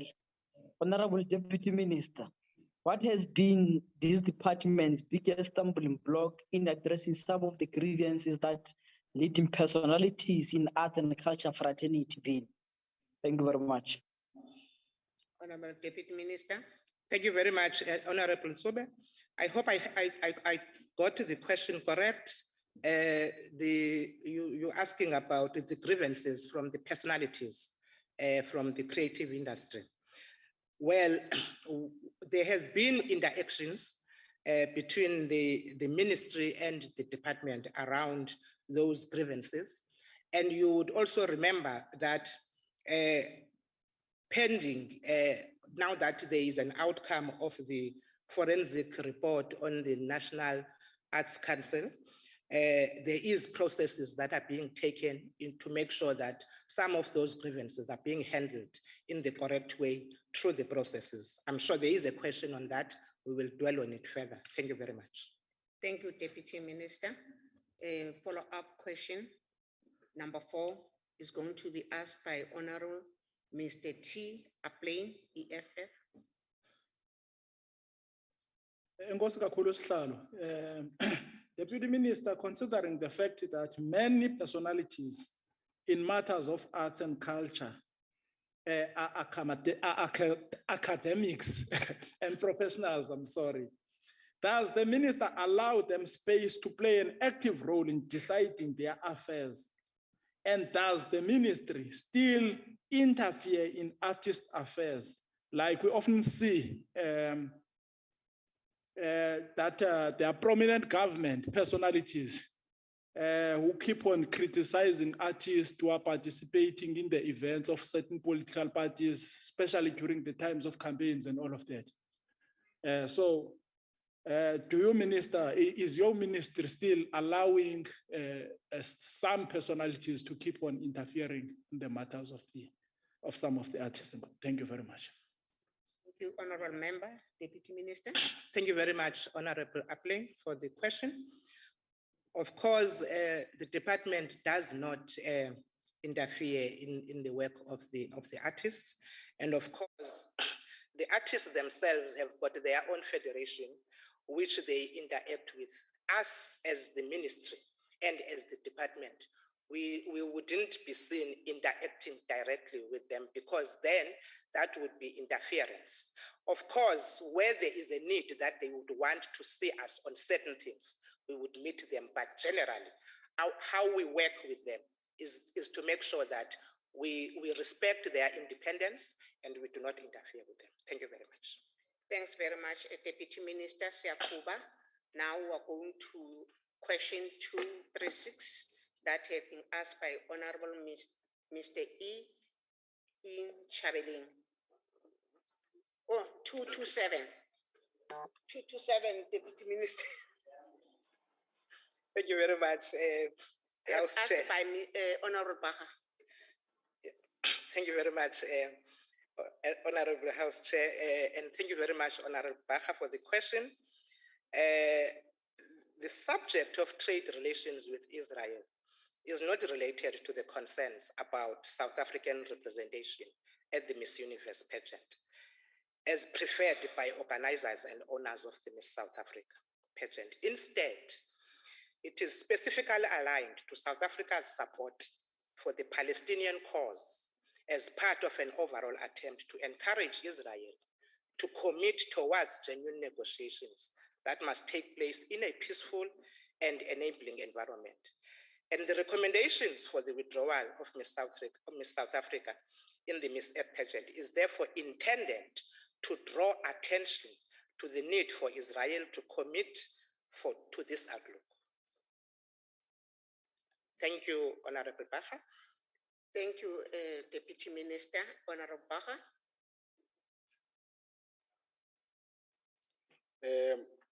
Thank you, House Chair. And DM, I thought that your answer will be longer than what you've just given me, because I think it was too short and brief. However, let me ask my follow-up question, Chair. Since part of the role of Ms. SA is to build bridges between people, and because of our historical background, SA is uniquely placed to create dialogue. Why did the minister, in a patriarchal fashion, refuse to support Ms. SA instead of encouraging her to go to Israel to build such bridges? I know that you represent the department, even though it's the minister that made such statements, you will have to respond because it's part of your responsibility as well. Thank you, Chair. Thank you, Honorable Member. Deputy Minister. Thank you very much, House Chair. Thank you very much, Honorable Baha, for the question. I think let me stress that government is not prohibiting in South Africa from participating. As I have said earlier on, we raised the concern because it is important for us that at all times we uplift the situation and condition of the people of Palestine. Cultural exchanges by their nature are a tool of foreign policy. And as we all know, the foreign policy is the prerogative of the national executive. And the foreign policy of the government at this point in time, which is the government led by the African National Congress, is that Israel is not our priority more than the Palestinians. The Palestinians are our concern, and the relationship between the Palestinians and the Israel is worrying us because as South Africans, we're coming from where they are right now. We got democracy because countries stood up and supported us when we were living under apartheid. And it is only fair that we return the favor, Honorable Baha, by making sure that we don't turn a blind eye on what is happening in Palestine. And that is being perpetuated by the Israelis.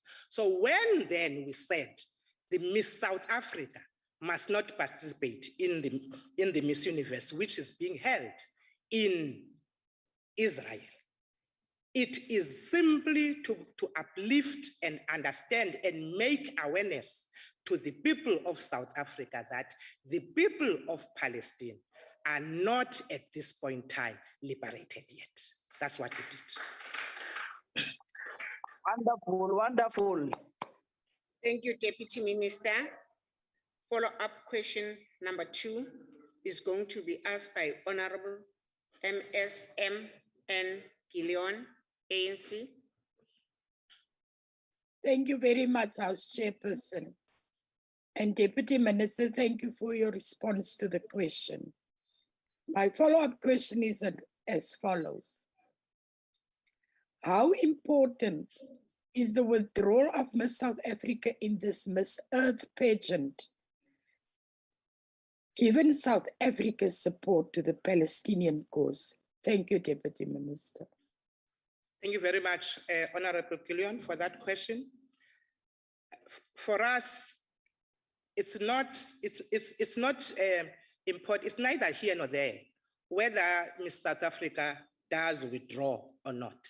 The important thing is that you would have highlighted why, as the government of South Africa, we raise the issue. And for us, the issue is not about Miss South Africa as an individual. And I think I want to stress this. Miss South Africa is not the important element here. The important element here is the fact that the competition is being held in Israel. Israel, which keeps on abusing the human rights of the people of Palestine. And Miss South Africa, who becomes a resident of South Africa, a South African government who has a foreign position on what happens there, It is important, therefore, that we raise that. We can't keep quiet and let her go. And when she is there, she says, but my country never said anything, which I didn't know. Let her go, knowing that we have raised the concern and what the country stands for. We stand with the people of Palestine. Thank you, Deputy Minister. The next follow-up question number 3 is going to be asked by Honorable Mr. Mutsamai, EFF.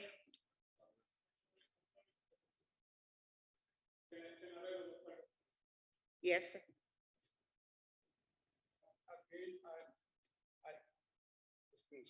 Nah, you go on. Oh. I am bothered by the statement just has been made by the Deputy Minister.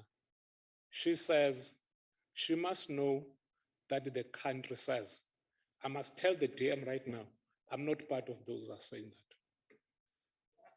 that. No, Chair, no, Honorable Member, that's not point of order. Point of order, Chair. Kubega, Honorable Mutsamai. Thank you, Chairperson. Deputy Minister, will the minister also work alongside other governmental departments so as to isolate Israel from all cultural, sport, religion, and economic activities until they end their apartheid and colonial occupation of Palestinian people land? You must also understand we are the only people who are fighting for the land in Africa as a whole. I thank you, Chair. Thank you, Honorable Member. Deputy Minister. Thank you very much. Thank you very much, Honorable Mutsamai. Just to confirm Honorable members. Just to confirm that the position of the department is not only our position, it is the position of the government of South Africa. And I think it's important to stress this. The government of South Africa at this particular time is led by the African National Congress. The African National Congress at this particular time has got a foreign policy position around Israel. And therefore, what Honorable Mutsamai is asking, actually all government departments are supposed to abide by that because it is a government position. Thank you very much. Thank you, Deputy Minister. The follow-up question number 4 is going to ask by Mr. M.A. P.D. Brain, FF+. Honorable Chair, it was given through as SF de Toy. I will be posing the question as communicated with the table. Honorable Deputy Minister, quoting a News 24 article, your department said that the atrocities committed by Israel against Palestinians were well documented and that the government, as a legitimate representative of the people of South Africa, and I'm quoting, could not in good conscience associate itself with such, close quote. Now, we all know that Israel is protecting itself. Minister, with all due respect, your government is allowing real atrocities to take place on a daily basis in South Africa. From April 2021 till the end of June 2021, a total of 5,760 people were murdered and 10,006 cases of rape was registered in South Africa. The ANC MK soldiers embarked on armed resistance, including acts of sabotage and guerrilla warfare, Deputy Minister, and some of them were accommodated in the SANDF after 1994. Do you agree to this, Deputy Minister? Thank you, Honorable Member. Deputy Minister. Thank you, Honorable Member. I am not going to be able to respond to that question right now because right now I am dealing with the atrocities that Israel is handing over to the people of Palestine. If the Honorable Member wants us to discuss what is happening in the Republic of South Africa and the atrocities, I think he must pose that question. It's a total different question and I will respond to it. Thank you so much. Thank you very much. Order, Honorable Tutuf. The next question, Deputy Minister Siyakuba, it's 236 that have been asked by Honorable Mr. M.E. Nchabeleng, ANC, 236. Thank you very much, Honorable House Chair. Yes, the executive team had engagements with Robben Island Museum, the executive management and its board. And the last engagement was on the 11th of November, including a session joined by the ex-political prisoners on the 12th. So there are levels that we are intervening here that, for instance, the Department of Public Works had put on a structure where there is minister to minister structure, a DG to DG structure, and there's a steering committee as well, which is dealing with the issue. But also to just say, there is an addition of about 113 million, which was approved for the next 3 financial years for the Department of Public Works to implement the total facilities management, which deals with repairs, emergencies, and preventative maintenance on the island.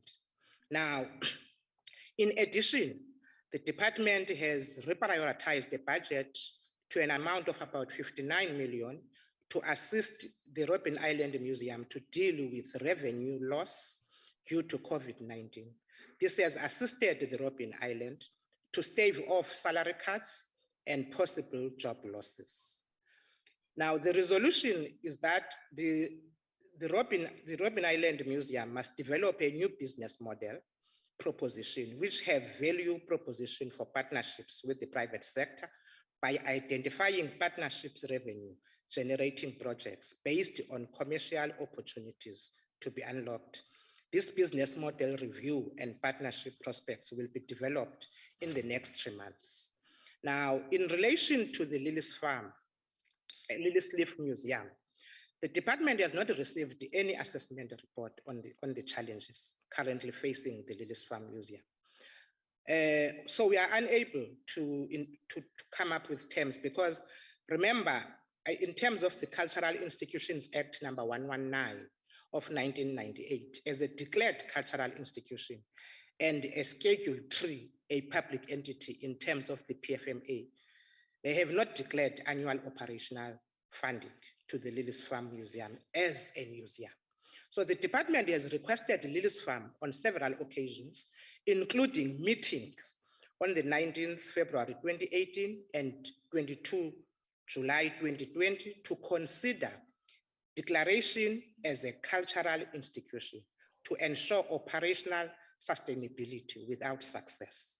So, but despite this, the department has over the past 9-year period been giving approximately about 70 million to develop the museum and upgrade its content. So the business model of Lilies Farm is determined by its governance structure, the Lilies Farm Board of Trustees as an independent museum. We've also met with them twice this year, on 4th of May and 7th of September. And we will make a determination based on recommendations we will receive from the board on the preferred operational model to ensure the protection and preservation of the site. Thank you very much. Thank you, Deputy Minister. The follow-up question number 1 is going to be asked by Mr. M. Nchabeleng, ANC. Thanks, House Chair.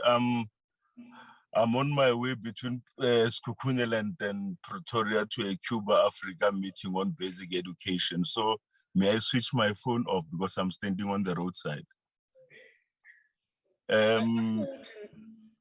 Thanks a lot for your answer, the Deputy Minister, particularly on issues related to Robben Island. And I think we need to engage more and actually engage the Association of Ex-Political Prisoners as one of the main stakeholders when it comes to the museum on Robben Island. I would like to know, Honorable Minister, how effective can the department intervene in trying to resolve the challenges facing Lilies Farm if they are not a declared cultural institution and a Schedule 3 public entity in terms of the PFMA? Thank you, Deputy Minister. Thank you, House Chair. Thank you, Honorable Member, Deputy Minister. Thank you, House Chair, and thank you very much, Honorable Nchabeleng, for the question. The department's intervention to assist Lily's farm will be informed by the details of such a request that it will receive, as well as recommendations that will come from the trustees after the engagement the department and the minister will have with the trustees. Otherwise, until then, there's nothing much that we can do as a way of intervention. Thanks, Honorable Njabile. Thanks very much, Deputy Minister. Follow-up question number 2 is going to ask by Honorable MSBT Matebula, EFF.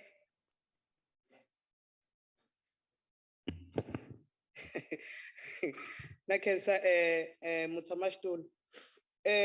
Deputy Minister, museums and heritage sites under the ruling party are often casualties of mismanagement. To which extent does fraud, gross mismanagement, and theft play regarding the various challenges faced by the Robben Island and Lily's Farm Museum? Thank you. Thank you, Honorable Member. Deputy Minister. Thank you very much, House Chair, for the opportunity, and thank you very much, Honorable Matebula, for the question. Museums and heritage sites, you will remember that they have their own administration, and they've got also their own boards. And the most of the time is that the boards manages and the management manages those museums. And therefore the department is not directly involved in running those museums. And most of the time, therefore, we give funding to them, of course, but problems that would then arise, they would arise out of how they are being managed. And we only get into interaction with how to deal with them when they are reported to us as the department by the board or by the management. Maybe we need to do better in terms of how then we make sure that we monitor how they are being run. But at this point in time, they are run by the boards and the management. Thank you very much. Thank you, Deputy Minister. Follow-up question number 3 is going to be asked by Honorable Mr. I. Nsube, ANC. Thanks, Honorable House Chairperson. Deputy Minister, the demise of Lily's Leaf coincides with a financial crisis affecting numerous independent historical sites and theaters, much of it predating COVID-19. Reports speculate that the crisis is linked to government reluctant to fund independent heritage, cultural, and arts organizations. What is the Deputy Minister's position on these assertions? Is there, in effect, a reluctance to fund independent heritage, cultural, and arts organizations? If so, what is the rationale behind this? Thank you very much, Honorable House Chairperson. Thank you, Honorable Member. Deputy Minister. Thank you very much, House Chair, and thank you very much, Honorable Nsube, for that question. Well, there hasn't been any changes from the department in how we are funding the cultural institutions and the heritage organizations. Not at all. The only difference is that some of them have been having their own source of income through having visitors and tourists coming there. COVID-19 has affected how then they're making those income, and therefore some of them are struggling to perform and to function. And most of them then are looking for extra funding from the department, which at this point in time, the department is unable to do that, because you would remember that COVID-19 has put a strain on government funding in general across all departments. So extra funding is something that we are unable to do, but we haven't changed how we fund the cultural institutions and heritage organizations. Thank you so much. Thank you, Deputy Minister. Follow-up number 4 is going to ask by Honorable Mr. G. Michalakis, DA. Thank you, Honorable House Chairperson. I see there's a extra hot and spicy version, Chakalaka, so you might be onto something. In the light of the fact that the DA, Deputy Minister, has taken up the state of Robben Island over many years with your predecessors in this very house, and none of the ANC ministers of arts and culture have up to now successfully acted on this, Does this mean that with 2024 around the corner, that the ANC plans to leave the restoration and upgrade of these important museums that are so vital to the ANC, to leave it to a DA coalition to safeguard your and the nation's heritage that you have so disgracefully neglected? Thank you, Honorable Member. Thank you very much, House Chair, and thank you very much, Honorable Chagalakis. I just want to assure you, there is no hope in hell that the Democratic Alliance will be able to safeguard the Robben Island Museum. You know why? Because the reason is that it is not in its interest to do that. Historically, it's got nothing to do with the museum, with the Robben Island Museum, because what then, if they then want to do it, they would actually be helping to uplift the name of the African National Congress, which is not in their interest. So I doubt that you would want to do that. But also, just to say to you, my department and the government have always had an interest in the Robben Island Museum. That's why when I answered the question earlier, I said the department has had a environment of 59 million to make sure that there are no jobs lost and nobody is being laid out. Secondly, I said there is an amount of about 113 million that have been put aside for 3 years to be given to the Department of Public Works to make sure that they continue with the work of the Robben Island, because Robben Island is very important to us as the African National Congress. Thank you very much. Usiyakuba Deputy Minister, with question 214 that have asked by Honorable MSB Lihihi, EFF. Thank you very much, Honorable House Chair, and thank you very much to Honorable Lihili for the question. Mass gatherings are considered as a super spreader. The National Command Council and the Ministerial Advisory Committee recommendation based on scientific data available inform this. The rationale to allow up to 2,000 spectators at sports events constitutes a relaxation rather than a restriction. Prior to the current alert level 1 of the risk-adjusted strategy, the regulations relating to the Disaster Management Act indicated that no spectators were allowed. So the maximum number of 2,000 is in line with the number allowed in terms of alert level 1 for outside gatherings. And it's therefore, it will depend on the extent to which sports leaders exercise discipline and are able to contribute towards minimizing the number of infections, whether we go beyond that 2,000. And it will depend on the National Command Council. Thank you very much, House Chair. Thank you, Deputy Minister. Follow-up question number 1 is going to be asked by Honorable MSBT Matthew, EFF.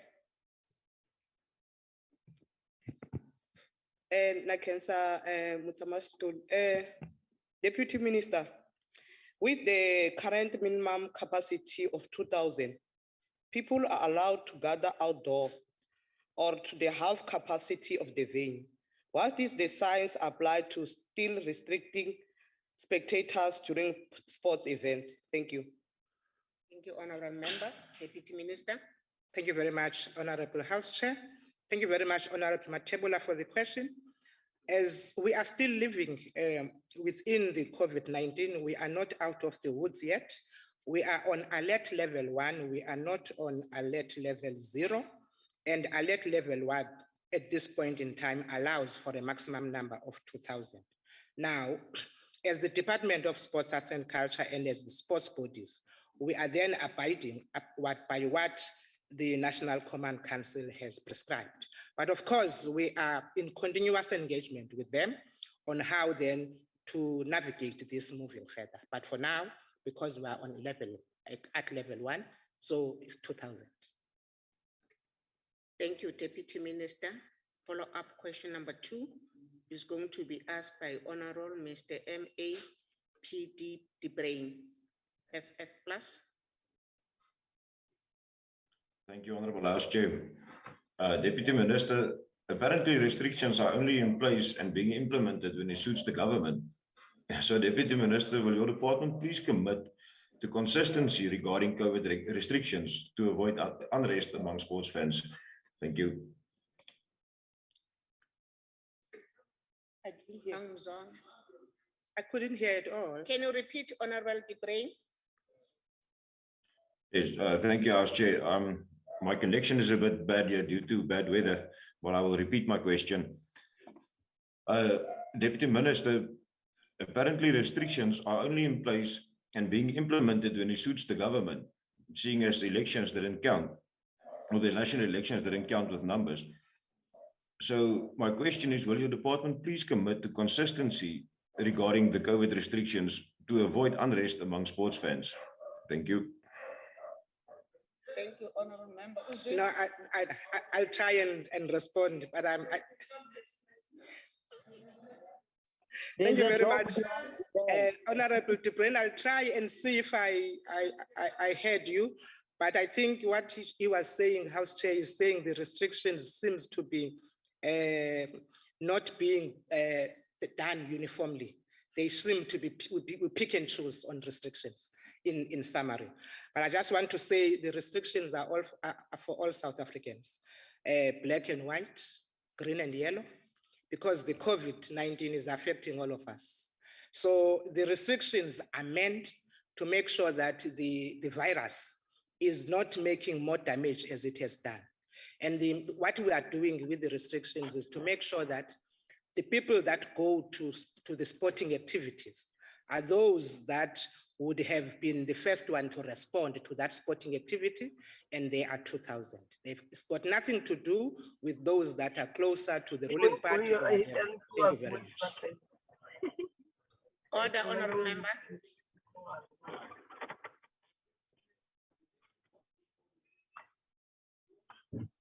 I'm done, House Chair. Thanks, Deputy Minister. The next question is going to be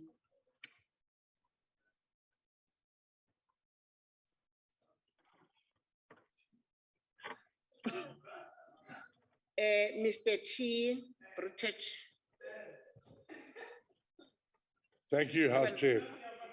T. Deputy Minister, I hope I can engage you today in a spirit of constructive engagement.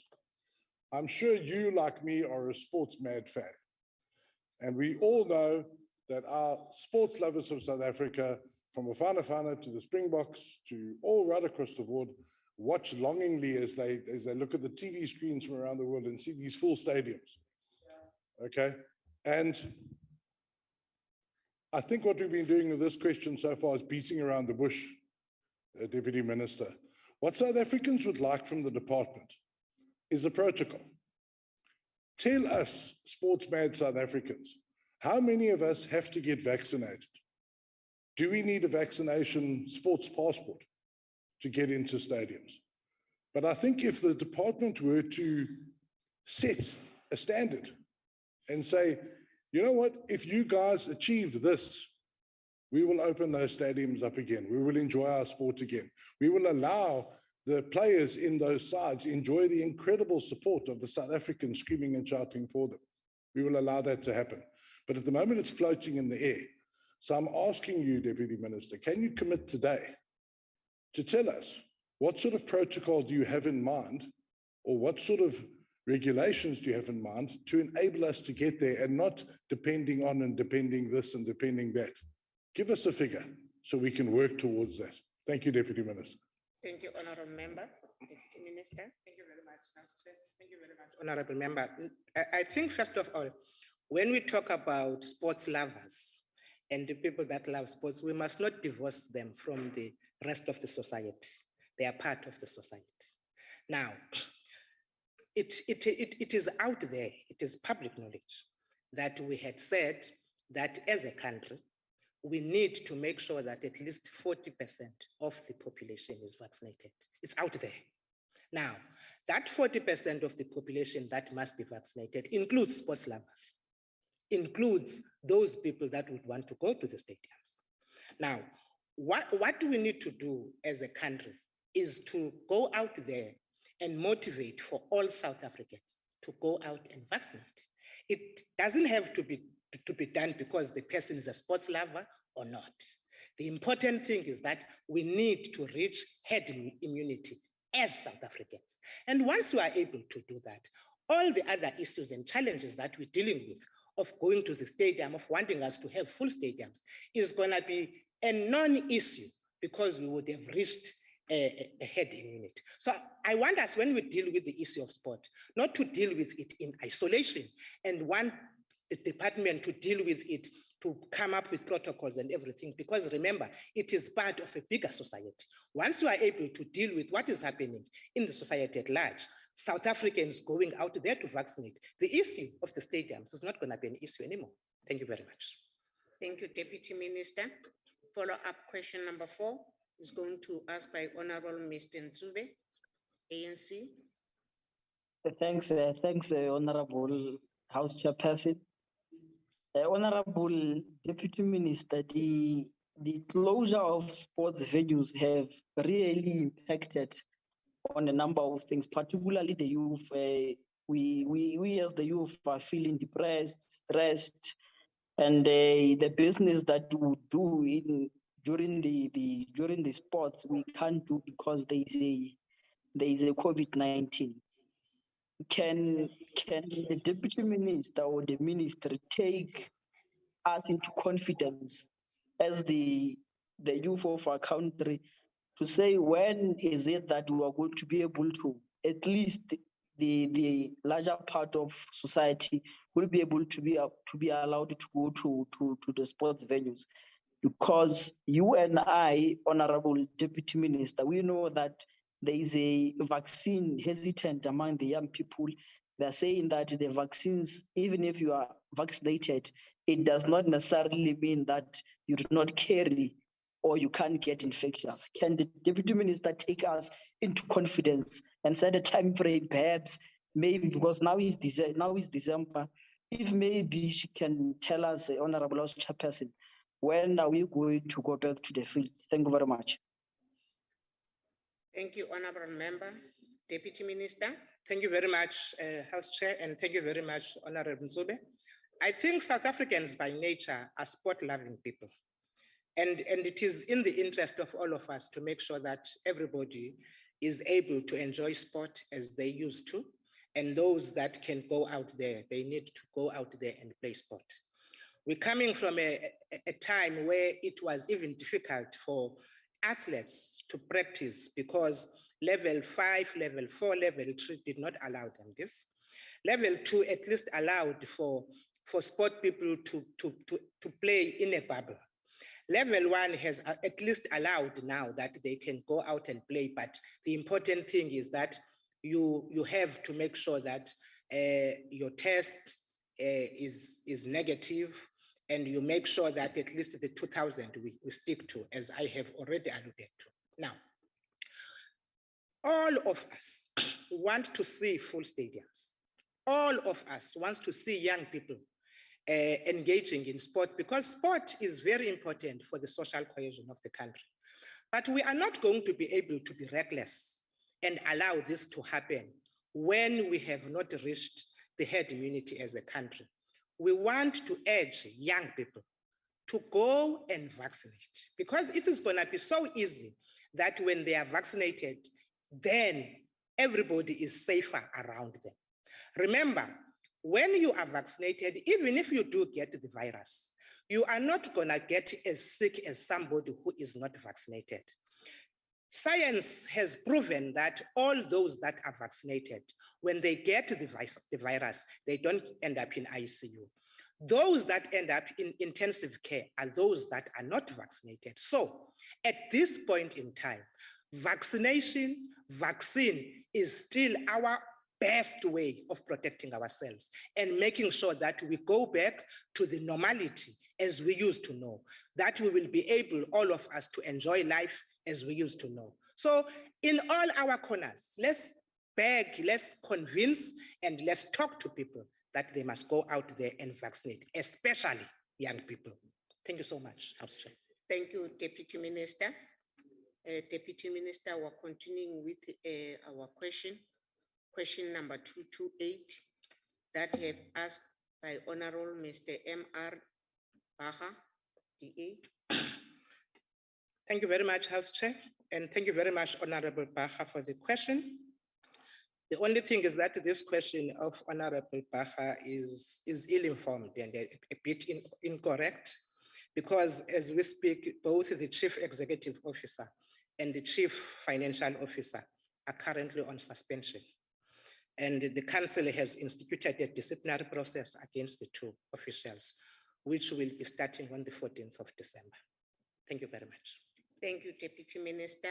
Honorable Baha, follow-up question. Oh. Enkosi Mama Siyabulela. Deputy Minister, thank you for the update. Obviously, when the questions were posed, I think that information was not readily available. However, what I want to check, DM, is there are various recommended corrective measures recommended in the report. 8 months later, we have heard nothing from your department, which I hear now that they are on suspension. Will you commit your department to the successful completion of the prosecution of the NAC members who are found to have been involved in the mismanagement of the 300 million presidential employment stimulus package funds meant to assist those affected by COVID-19? Thank you, House Chair. Thank you, Honorable Member. Honorable Deputy Minister. Thank you, House Chair, and thank you, Honorable Baha, for that question. Anybody who abuses the public purse must face the might of the law, and we are committed as the department that this will follow to the latter. As I have already said, both the Chief Executive Officer and the Chief Financial Officer, their disciplinary hearing is starting on the 14th, but also tomorrow, the 3rd, the NAC Council is meeting to discuss those recommendations that have been put, to also agree on how then to move forward. And we had put to them that they must report to us on progress that has been made by the beginning of January, so that we are able to brief members of Parliament on the progress that is being made. Thank you so much. Thank you, Deputy Minister. Follow-up question number 2 is going to be asked by MSN Ndongeni, ANC.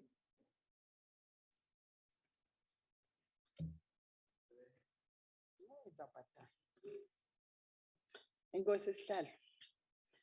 Deputy Minister, Yabulela, Gengazel, Atinako Umboso. Does Deputy Minister know how far the process of disciplining the 2 employees is and when it might be finalized? Enkosi Chair. Thanks, Honorable Member. Deputy Minister. Thank you very much, House Chair, and thank you very much, Honorable Ndongeni. As I've already said, that the hearing is starting on the 14th. Of course, it's very difficult to say when it will be finalized, but from our side, we would want this process to be done as speedily as possible. As I've already also said, that the letters have been issued to them, and tomorrow, on the 3rd, on Friday, the council is meeting to deliberate on the responses of the 2, so that we are able to know now how to move forward. We hope that this will be done as speedily as possible. Thank you very much. Thank you, Deputy Minister. Follow-up question number 3 is going to be asked by Honorable Mr. K. Motsamai, EFF. Thank you, Chairperson. Deputy Minister, given the related approach towards the financial management which is currently followed, will funds reach all deserving and intent applicants so that projects are sustained and work opportunity are created? I thank you, Chair. Thank you, Honorable Member. Deputy Minister. Thank you very much, House Chair, and thank you very much, Honorable Mutsamai. From the report that we received last, we all know that I know that 90% of the funding has been dispersed from the National AIDS Council. What has happened, I don't know if you followed what has happened, is that the NIC approved more companies than what they could afford in the past. And what then had happened is that in the process of dispersing the money, they had now to make sure that everybody who had applied gets the money. They then, for those, I'm making an example, who would have been given a 1 million was then given an 800,000 so that the money is stretched for everybody to receive. So from what we understand and the report that we had received, everybody who had applied will receive the money, but it will not be the amount that they had applied for. Thank you very much. Thank you, Deputy Minister. Follow-up question number 4 is going to ask by Honorable Mr. Ainsube, ANC. Thank you very much, House Chairperson. Deputy Minister, the Presidential Economic Stimulus Program was met with a lot of issues insofar as the actual provision of COVID-19 relief funds meant for artists. In the light of the reports of misappropriation of funds, how and where were some of the artists who applied for the Presidential Economic Stimulus Program grant not receive funding, while some of applicants who received funding were over allocated? Thank you very much.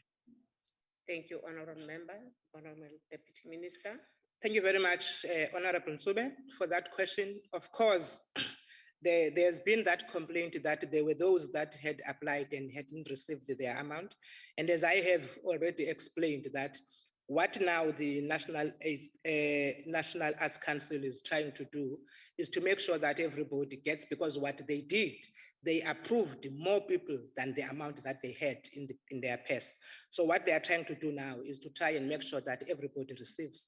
There is a 10% of the applicants that haven't received their money, but we were assured that by the end of this month, which is end of December, everybody would have received the amount, even though that the amount would not necessarily be the exact amount that the people had applied for.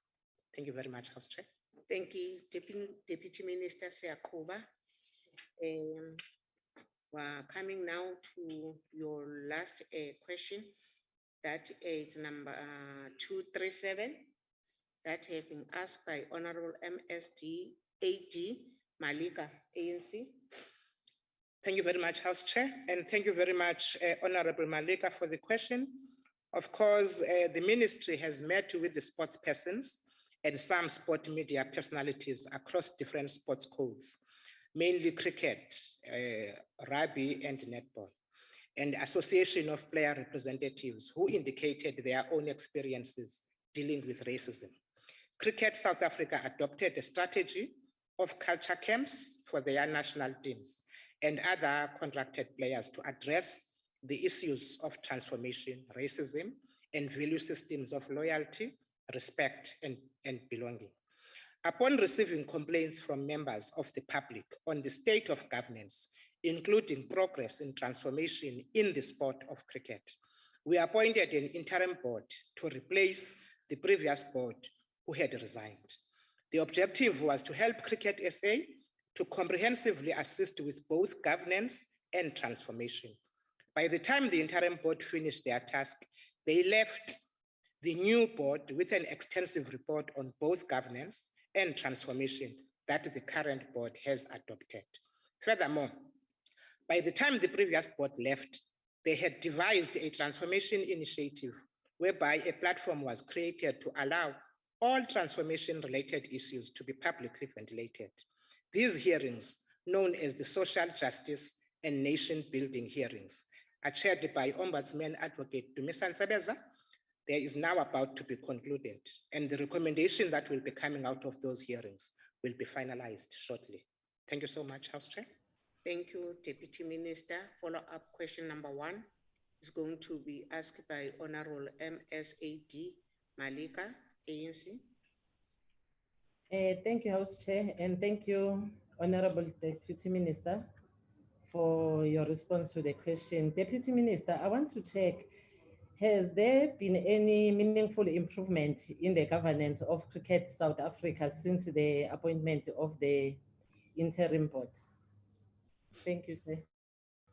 Thank you, Honorable Member, Deputy Minister. Thank you very much, House Chair, and thank you very much, Honorable Malika. Of course, the ministerial intervention in the affairs of the Cricket SA through the appointment of an interim board to replace the resignation of the previous board and develop a template for governance for the sport has already shown progress in instances like the following. One, we have already said now there's a new board that has been put in place, and we have also agreed that the major amendments to the memorandum of incorporation was also discussed by Cricket SA, and an AGM to appoint a new board comprising a majority independence is as prescribed in the Nicholson report was also done. So yes, there has been a visible progress around the appointment of the interim board. And also the key recommendations of the Funduzi report have been implemented, and the normal men's and women's program for cricket domestically and internationally have resumed. You will remember there was a stop on this at some time.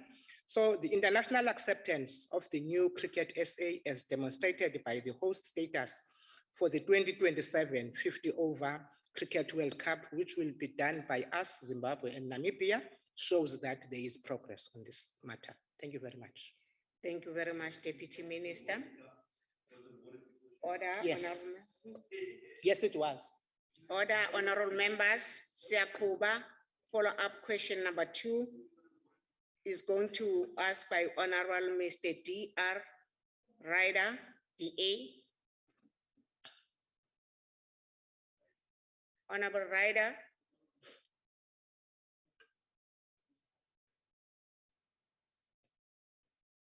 Honorable Ryder.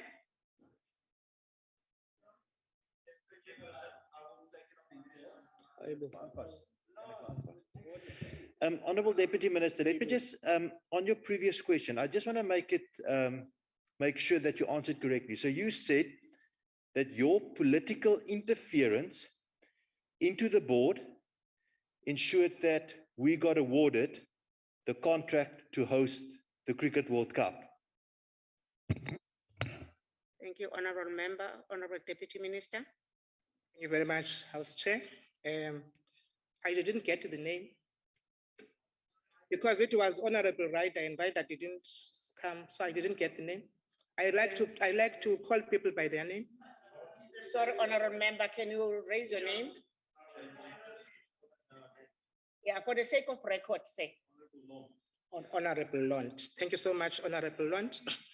The Department of Sports, Arts and Culture and the Ministry has an executive role in managing and making sure that all federations of South Africa are run according to plan. And yes, Honorable Lund, the international acceptance of the new Cricket South Africa, as demonstrated by the host status for the 2027 50 over Cricket World Cup, which we will host jointly with South Africa, Zimbabwe, and Namibia. We had been granted because we had managed to put our house in order, and Cricket South Africa is back to be accepted internationally. Thank you very much. Thanks very much, Deputy Minister Siakuba. Follow-up question number 3. Order, honorable members. Follow-up question number 3 is Comrade, it's Honorable Mr. M.A.P. De Brain, FF+. Thank you, Honorable House Chair. I just want to make sure that I'm audible now. House Chair, can you please indicate if I'm audible now? Yes. Yes. Thank you.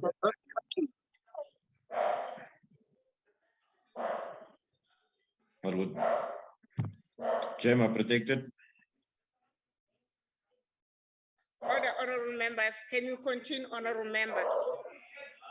Thank you, Chair. Just Minister, manage the dog, please. Can you silence the That dog? member can please, you can move away from the dogs, man, please. Order, honorable members.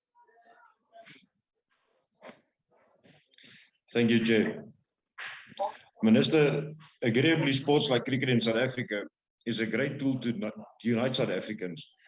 But when will your department realize that forced transformation and politically motivated rules and restrictions are destroying any chance of sports in general to positively contribute to nation building and unity?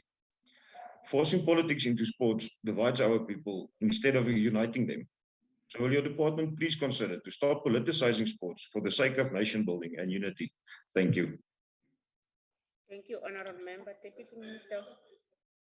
Uzwile voice yakhe angizwa kahle not before ngimzwa kahle. It was a comment. I don't think it was a question. Please.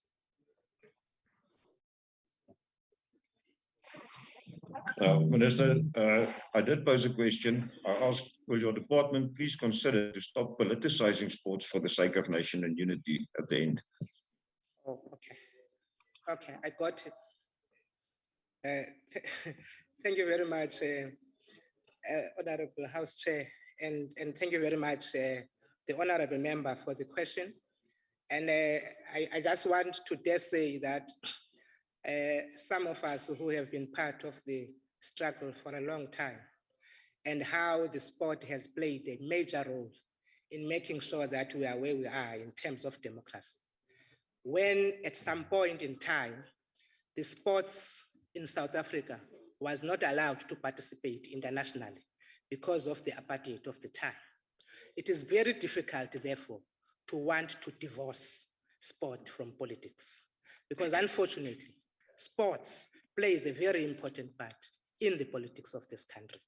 Yes, as the government and as the department, the federations that we have put together, and SASCOC, which then is running the federations and making sure that they do the work. We try by all means to make sure that we do not interfere politically in how they are being run. But once those federations try to trample on the rights of the sports people and the South Africans in particular, we will intervene as government, because it is in our interest to make sure that sports represent the entire South Africans. Thank you very much. Thank you, Deputy Minister. A follow-up question number 4 is going to ask by Honorable Mr. S. Zandamela, EFF.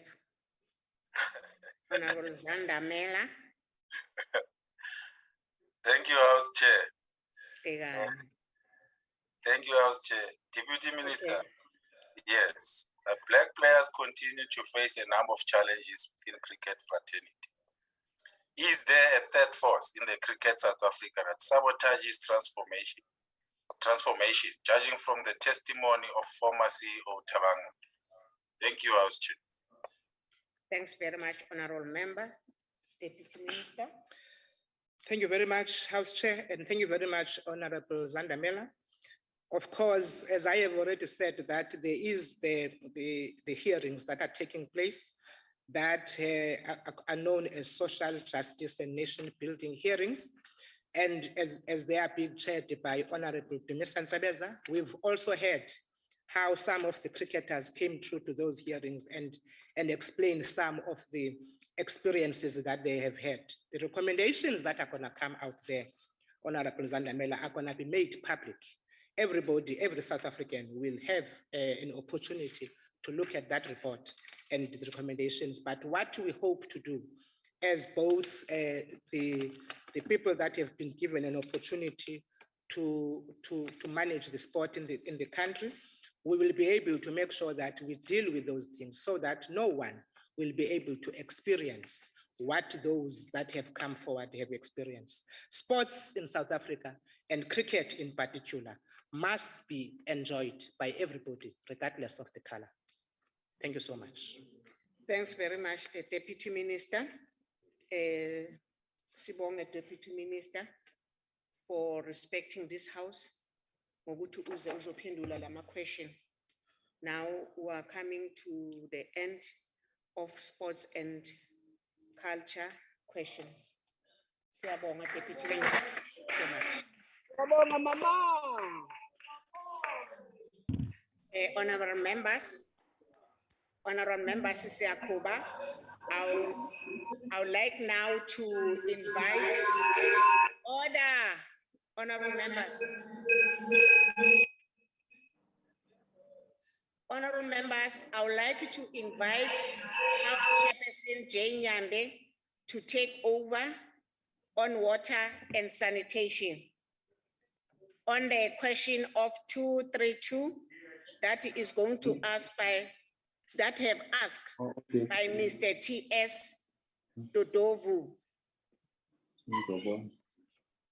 Thank you, House Chairperson. Let me take this opportunity to welcome the Deputy Minister of the Department of Water and Sanitation. We are starting with question 232 asked by Honorable Dodovu. Honorable DM, please respond. Good afternoon, House Chairperson, and good afternoon, honorable members of the NCOP. The Department of Water and Sanitation is supporting both the district municipality of Vembe and Mupani using both the grants, the Regional Bulk Infrastructure Grant and the Water Services Infrastructure Grant. In Mopani District, we are in 4 municipalities. We are in the municipality of Giani, where we are continuing to invest in infrastructure. But as we invest in our infrastructure, the villages where we're passing through, they always have an opportunity of getting water. Let me indicate that there are 55 villages which are still, the water is still outstanding in Giani. In the municipality of Tsaning, there is a Babanana bulk infrastructure that we are putting up there. And we believe that this infrastructure will be able to give water to Bulubedi in its entirety. It will give water to Kwamitwa and augment what the Tsaning municipality has. We also, in the same district of Mupani, have got a project of bulk water supply in the Mamija, the Oaks, which is Marulen municipality, where we believe that once that project has been finalized, it definitely will be able to give water to the Marulen municipality in its entirety. In Nambe, House Chair, let me indicate that we've got the Kutama Singtumule bulk infrastructure program, which actually I can be able to say that the first lap, which is taking water as far as Luitrichat, Makado town, will be finalized by the beginning of next year. And then the second lap, which is water that will go from Mavambe to Vuani and Valdesia, will be completed in 2023. And we believe that there will be 67 villages once this project has been completed, which will benefit out of this project. Thank you, Chairperson.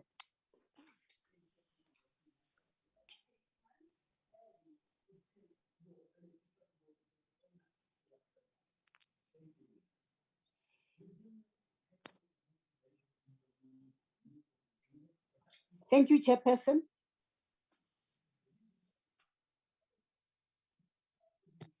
House Chair.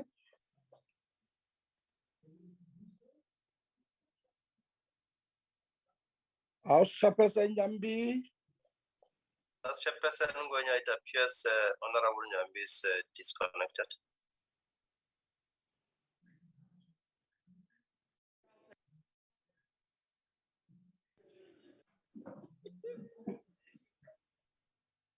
House Chairperson. I take over. Masleku.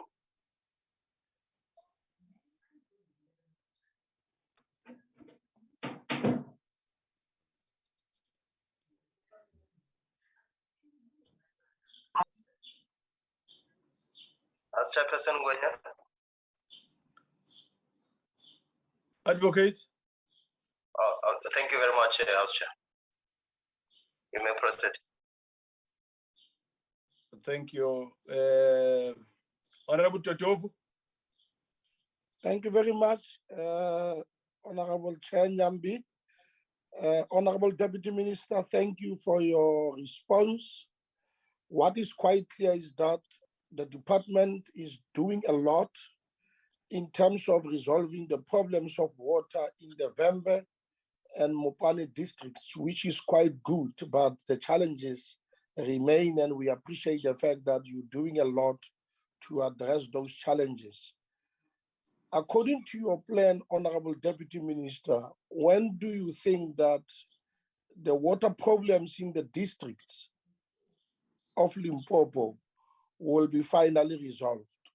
Do we have some deadlines in terms of resolving all the problems? Because there is a need to do that. Thank you very much, Honorable Chair. Thank you, Honorable Totovu. Honorable DM, please respond. Thank you very much, House Chair. Let me indicate that in Guyana, our anticipation is that by September 2022, the project would have reached finality, because we believe that as we go into different villages, as we proceed to make sure that there is sufficient water in the Nsami treatment plant, we also make sure that we go into the villages that do not have treated water in this regard, but also indicate that the pipeline to Nandoni, from Nandoni to Kutamasintumule, the pipeline from Nandoni to Mabambe and Buani will be also completed in the coming year. I may not necessarily be able to say in Guyana, I know for sure. We have sat down with Lepelle Northern Water, and they indicated that by September next year, definitely all the outstanding villages will be having water. I would not say that in Kutamasin, Tumule, Mabambe, Vuani, this is the time, but in 2022, definitely the villages which are running short of water would have received sufficient water. Thank you, Chairperson.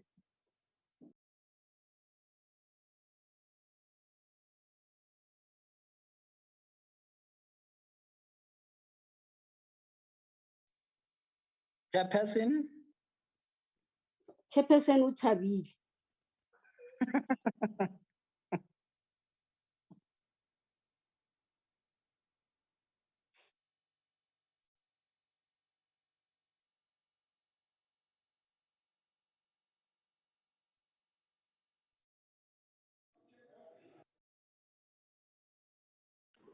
Bless you. We do apologize, honorable members. It appears Honorable Nyambi is disconnected. We are still trying to assist him to get back to the house.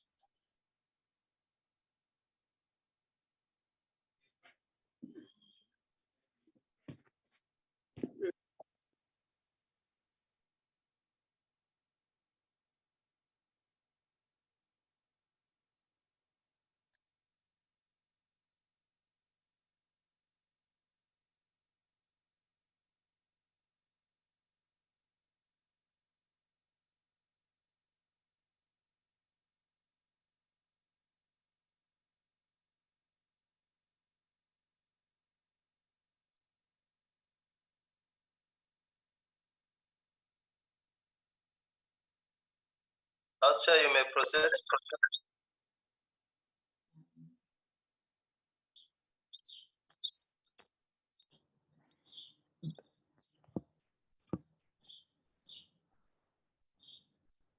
House Chair Nyambi. Yes, Advocate. Honorable Smith.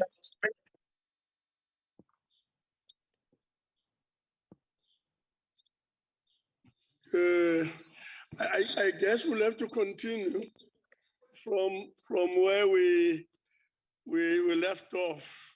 As I understand it, we're now at question 232. Point of order, Chair, please. Just a minute. And 232,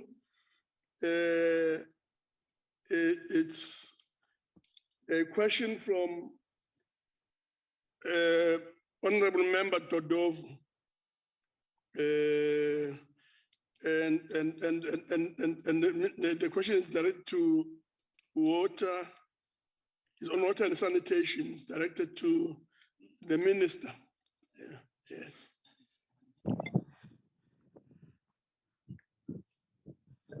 Honorable Chair, my question has already been responded. But yeah, we have a point of order. Yes, let's see what the point of order is. Thank you very much, Chair. Chair, in 7 years, I've never seen something like this. Twice now, in a matter of 15 minutes, this House has been left without any presiding officers to preside over us. The sitting is continuing. There are 2 of you here at Parliament, but there's no one to back up Honourable Nyambi. And we don't, as much as a House, get so much of an excuse to say that, sorry, but there is no one presiding over us. If the House erupts in chaos, it's on your bill. There are 2 presiding officers at Parliament, but there's no one in the House.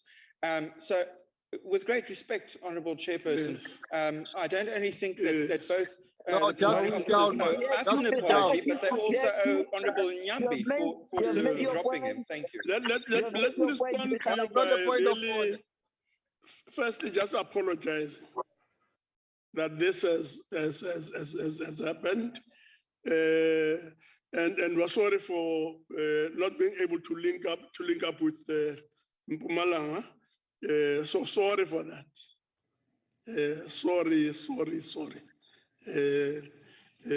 We will now move on to then the second follow-up question, supplementary question from Honorable Smith. Honorable Smith. Thank you, Honorable Chairperson. Firstly, Honorable Chairperson, before I ask my follow-up question, I wish to ask the Deputy Minister to please ask the Minister to respond to letters that I'm writing to her and questions I actually forward to the department because I don't get any response.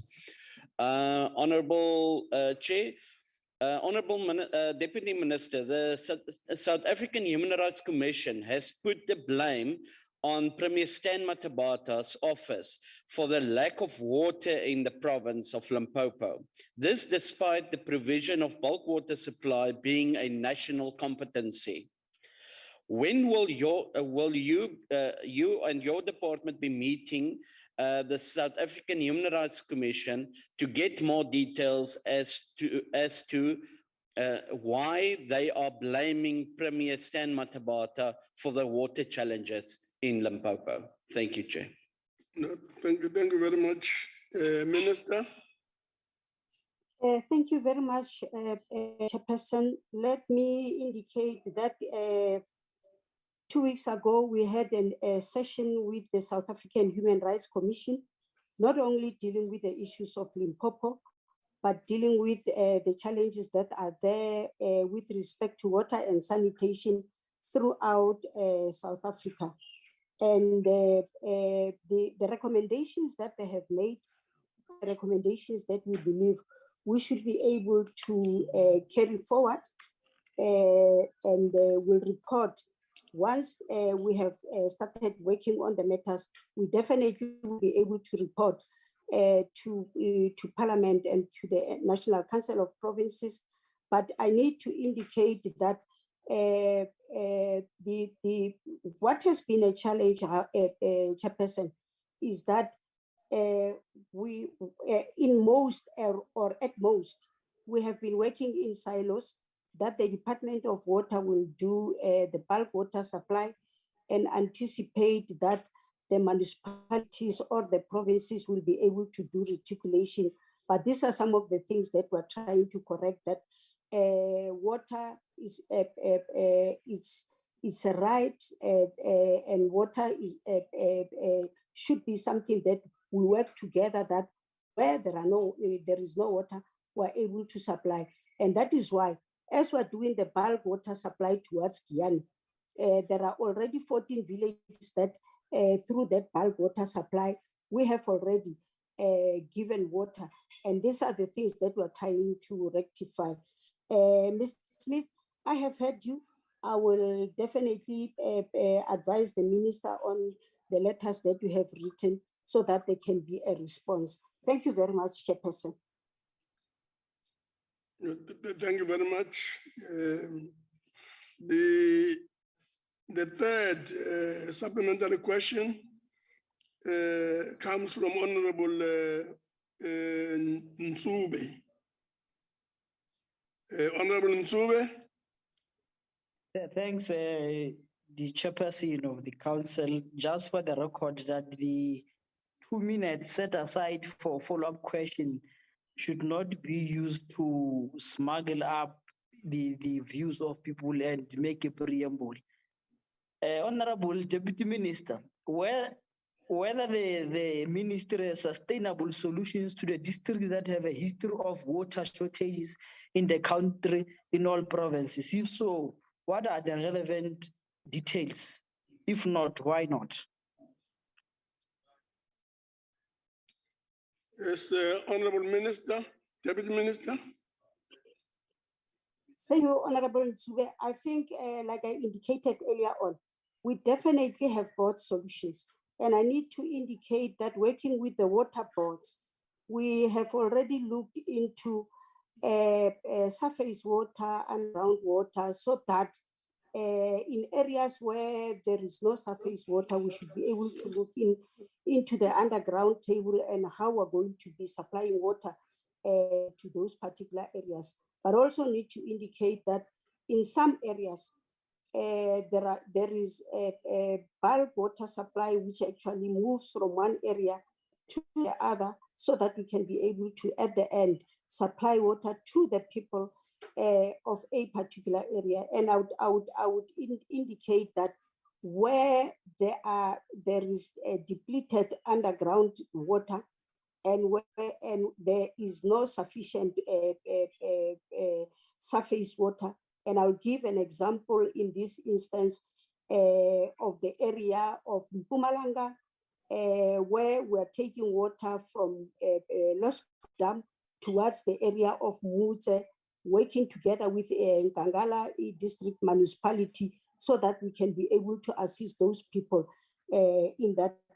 And I think our programs and our working together with the municipality will be able to, in the end, see South Africans having sustainable water in all the areas. But I need to hasten, Honorable Ntube, to say, as South Africa, we all know that we are a water scarce country, and therefore we should be able to urge in our constituencies and wherever we go for our people to use water sparingly. Thank you very much. Thank you very much, Deputy Minister. The fourth and last supplementary question comes from Mukause. Embo Mukause. Okay. Thank you very much. House Chair. I'm going to take that on your behalf. Minister, Deputy Minister, nakensa kuba mi touch issue ya Guyana. Vanhu va Guyana I khale va raha mati, va nwa mati na swiharhi. Ende ku hume mabiliyoni lama nga huma ku vanhu va Guyana va kuma mati, mara na sweswi vanhu va Guyana va hava mati. Minister, vanhu va Guyana va karhele ti-promise ta n'wina ta ku mi ta va nyika mati rindzeni, mati a ya fiki. Before the election, Minister va vhakele ti-village ta Guyana to hlayanyana ku katsa na village ya ka Dzumeri ka Ndhambi. Loko va fika va tshembisa ku ku ta va na leswa swa ti-water car leswi nga ta va swi kha swi supply mati ka ti-village teto hi ku hava mati. Minister, ni vulavula namuntlha ti vaterikali ti tentsena mavhiki mambirhi. Sweswi a ka ha ri na ti vaterikali leti taku ti ta supply vanhu va ka Dzumeri hi mati. A no lava ku swi tiva ku minister, a no lava ta vutisa ku minister, a mi swi endlela ti-election ku mi lava ku votiwa na ntsena. Loko mi votiwile ti vaterikali letiya ti kota ku tlhelela ndzhaku vanhu still va ri hava mati na. Ni ta ya ka question ya mina. Deputy Minister, to which extent has aging infrastructure, poor planning and limited capacity on the part of the government play in delay experience, and which assurances can be given that efficient and sustainable access to water services shall be provided going forward? Thank you. Thank you very much, Deputy Minister. Inkomo mfambisi wa ntirho. Ngeni ku ri inkomo na honorable mathangi lama manga tisiwa ku ri ya fene ku va ya nyika vanhu mati na sweswi hi ku tirhisana na masipala district municipality wa Mopani ha ri ka rengu rero ra ku ri vanhu va fene ku va va kuma mati. I also want to indicate to yourself, honorable member, that part of the things that we are doing is to make sure that the aging infrastructure is revitalized, because you've got in some areas where the asbestos pipe are still prevalent. And therefore, as we are talking to bulk, regional bulk water infrastructure investment, we're talking about new infrastructure that we're putting in place, but we're also talking about revitalizing the old infrastructure that may be found in most of the areas where those pipes are still prevalent in that area. And I need to indicate, honorable member, that this is work in progress. Like a work in progress, which we believe that as we put in new infrastructure, we revitalize and refurbish the old infrastructure. Our time frame is that by 2023, we should be able to be having around the area of Mopani in particular, infrastructure that can be able to give people water. I have already indicated all the municipalities where we are working currently. And I can No, thank you very much, Honorable Minister. The next question is question 222 on budget for flagged Bushielo bulk water project. And the question has been raised by B. Smith and it's directed to the Minister of Water and Sanitation. Deputy Minister. Thank you very much, Honorable Chairperson. Let me indicate that we have spent 101 million in the area of Flag Bishielo in preparation to the pipes that will be going towards Mokhalakwen. The reason why we had to spend 101 million was in preparation of the designs and the feasibility study, which was to happen. But what was critical was that there was a discussion between the department and the mines with the intention to have a memorandum of intent, which actually we are of the belief that that memorandum of intent was going to be used by TCTA to can be able to go out on the market and start sourcing funding. But because there was volatility in the market, it became very difficult for the mines to can be able to engage in making sure that the memorandum of intent that we are preparing ourselves to sign was signed, and we are still holding on to make sure that in the eventuality the market becomes flexible, then we can be able to sign that memorandum of intent.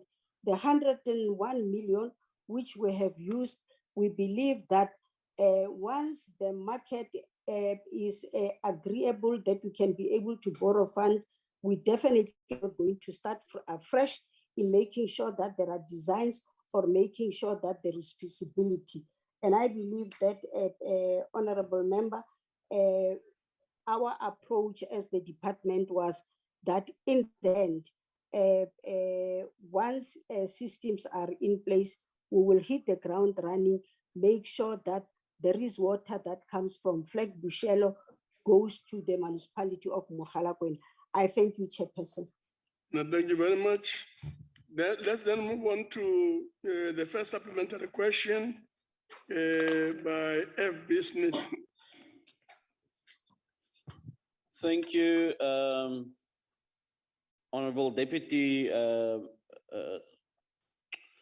Minister. Yeah, your response is giving me a problem because it's like it's as empty as the taps in Mogalakwena. But yeah, I don't see any solution to that. Mogalakwena and Polokwane municipalities are sitting with serious water shortages and water outages, which is causing economic depression and jobs shedding, as they cannot expand due to the lack of water. In the communities are asking themselves why this project hasn't seen the light of day and wonder what happened with the budget. And it seems like you are depending on the markets to get into the right space before you're going to actually help solve that problem. So all those towns and all the development there will wait until then. That seems to be your response. Minister, will you commit to finish the Flag Bushelo water project and give regular feedback on the progress, and not only on what the mines will do, but what your department will do? Thank you. Thank you very much, Deputy Minister. Thank you very much, Chairperson. Let me indicate that what we are doing, we're not just seated and waiting for the mines to can be able to come to the party, but our engagement with the National Treasury, with provincial government, is one of the engagement that we believe will be able to take us to a higher level.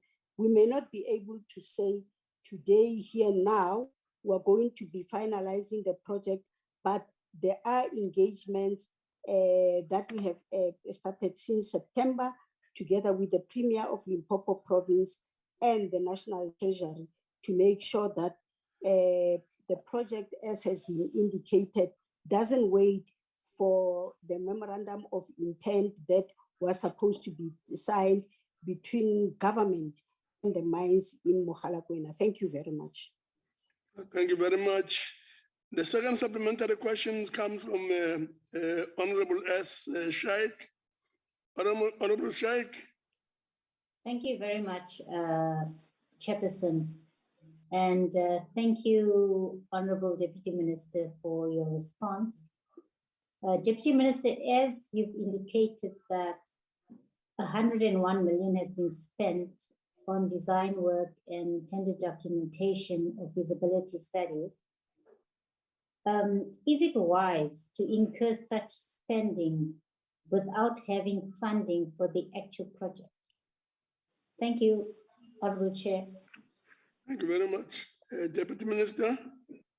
Thank you very much, Honorable Sheikh. Let me indicate that in 2012, when this proposal was made, was with the intention that as we're going into the market, by the time we get funding, the feasibility study and all the other necessities would have been finalized, so that we don't waste time by going to start with the feasibility study, do the designs. And I would say that even now, as we are talking to Treasury, working in consultation with the Premier of Limpopo, those designs, once Treasury can be able to give us a nod or give us money, those designs and the feasibility study are still feasible to can be able to take us forward. Thank you very much. I think those who came and did this work were of the opinion that money will be found, and therefore, when money is found, we will hit the ground running. Thank you very much. No, thank you very much. We'll then move on to the third supplementary question from Honorable Matebula. Nakenza Mutsamashtul, Deputy Minister, poor financial management remained one of the biggest features of this department. Which steps have been taken to prevent unauthorized, irregular, and wasteful expenditure for this project? Nakenza. Deputy Minister. Thank you, Chairperson. Let me indicate that within the department, there are several people that have been found guilty, and then there are consequences which are being implemented for those who have been found wanting, particularly on irregular, unauthorized, and wasteful expenditure. But I need to hasten that not only are we doing consequence management within the department, there are other state security apparatus which are looking into some of the issues which have got a bearing on money that has been not properly used. And we believe that with the consequence management that we are implementing, it definitely will be a deterrent to those who are anticipating and thinking that they will, in the end, use and abuse state resources. Thank you very much. The fourth supplementary questions come from Honorable De Bruin. Honorable De Bruin. Thank you, Honorable Chair. Honorable Minister, seeing that the lack of water services in the municipality poses real concern for a couple of years already, how does your department justify the fact that this project still shows no progress due to the delays caused by corruption and maladministration? And you have stated now in your initial answer regarding the 101 million being already spent on the design of the project and tendering and so forth. And in light of that, can you please indicate the value of the pipes that is lying rusting in the fields that were wrongfully purchased for this project, that's the wrong size for the project? Thank you.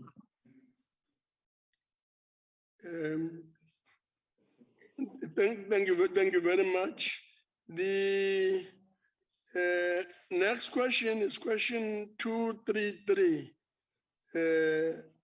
This question is on water supply challenges and is raised and tabled by Honorable N. Ngosi. Excuse me, House Chair. Deputy Minister. House Chair. Hello. I haven't responded to the question, the last follow-up question.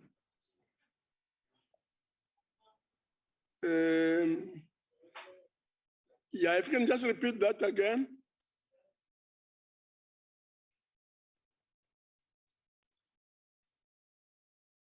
Honorable Minister, did you hear the question or must I repeat it? Please repeat it. I thought because the brain had asked a supplementary question, which was the last supplementary question. Maybe what we should do, okay, thank you very much. We should go straight to the Deputy Minister. Deputy Minister?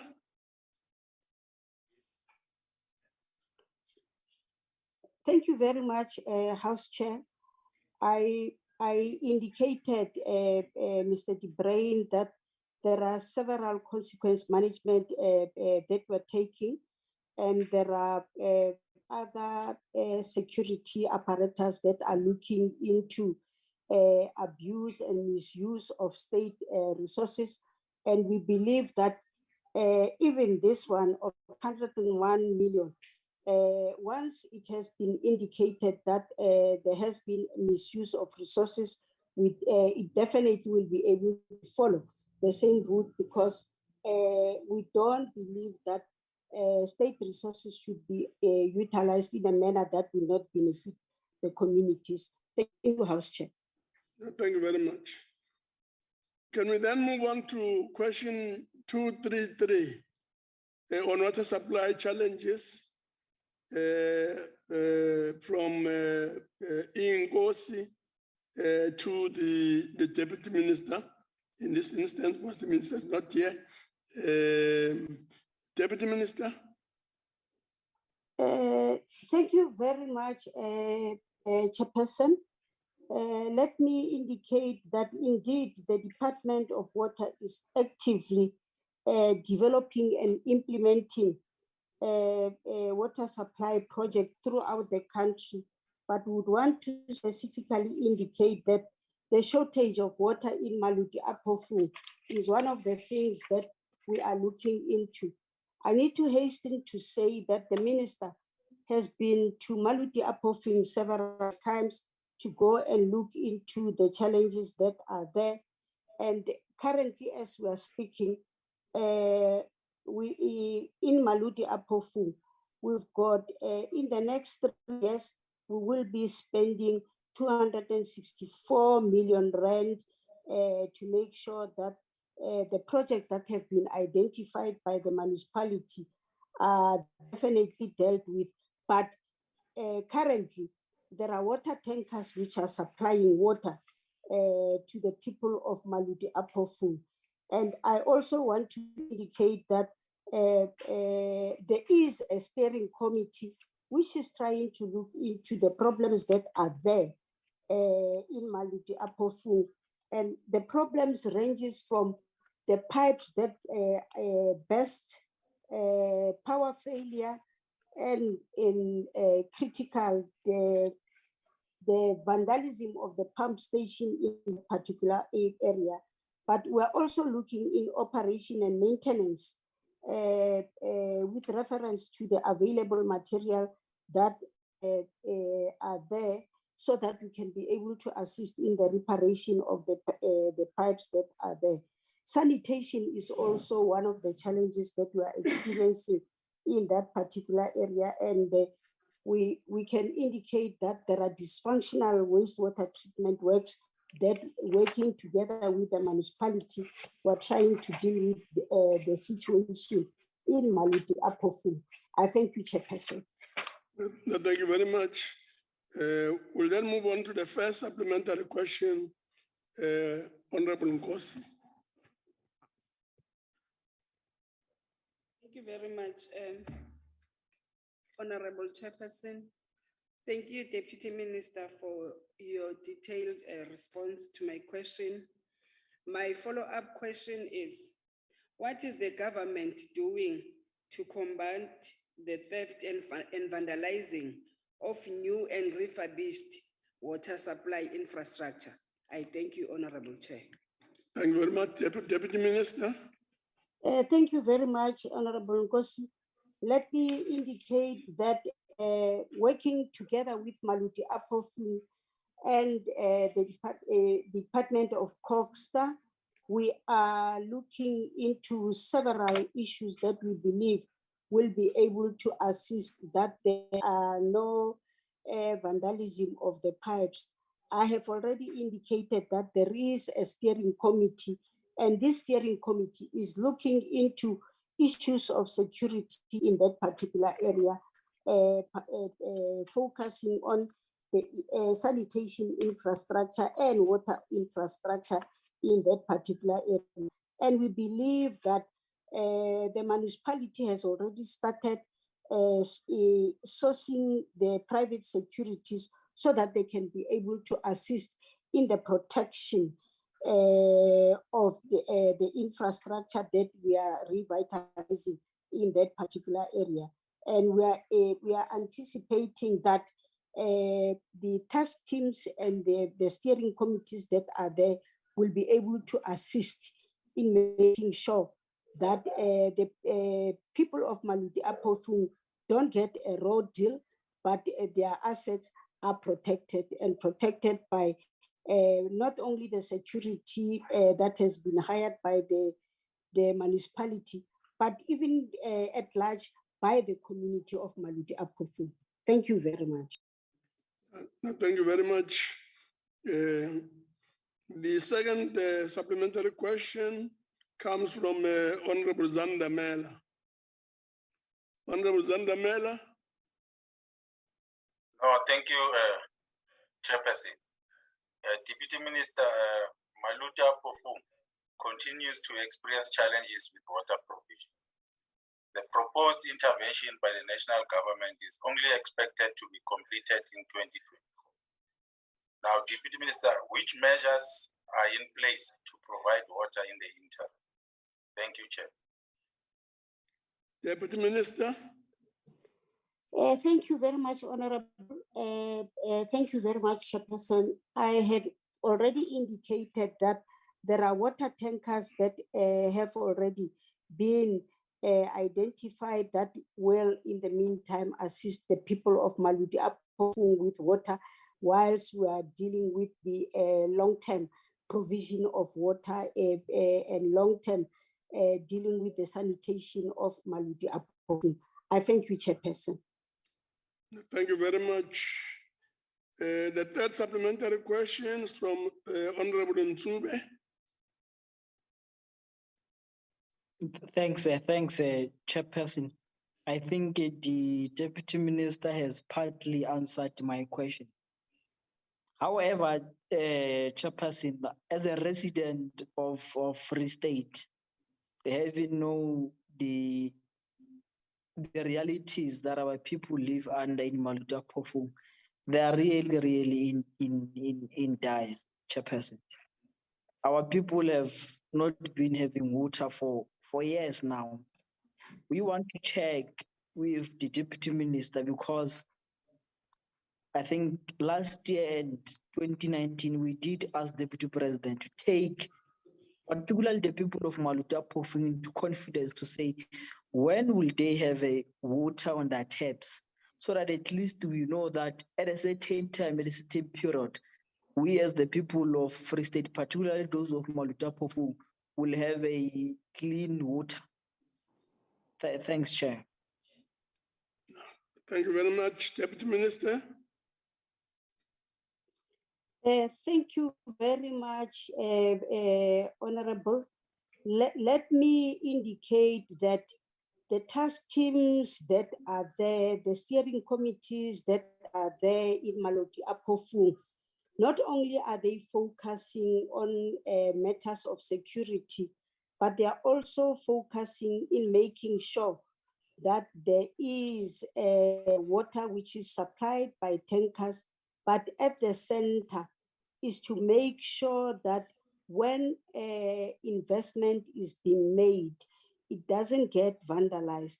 I need to indicate that in Maluti Apofung, like Honorable has indicated that the Deputy President was there. Now the teams that are working in Maluti Apofung, we've got this, the Deputy Minister of South African Police Services, we've got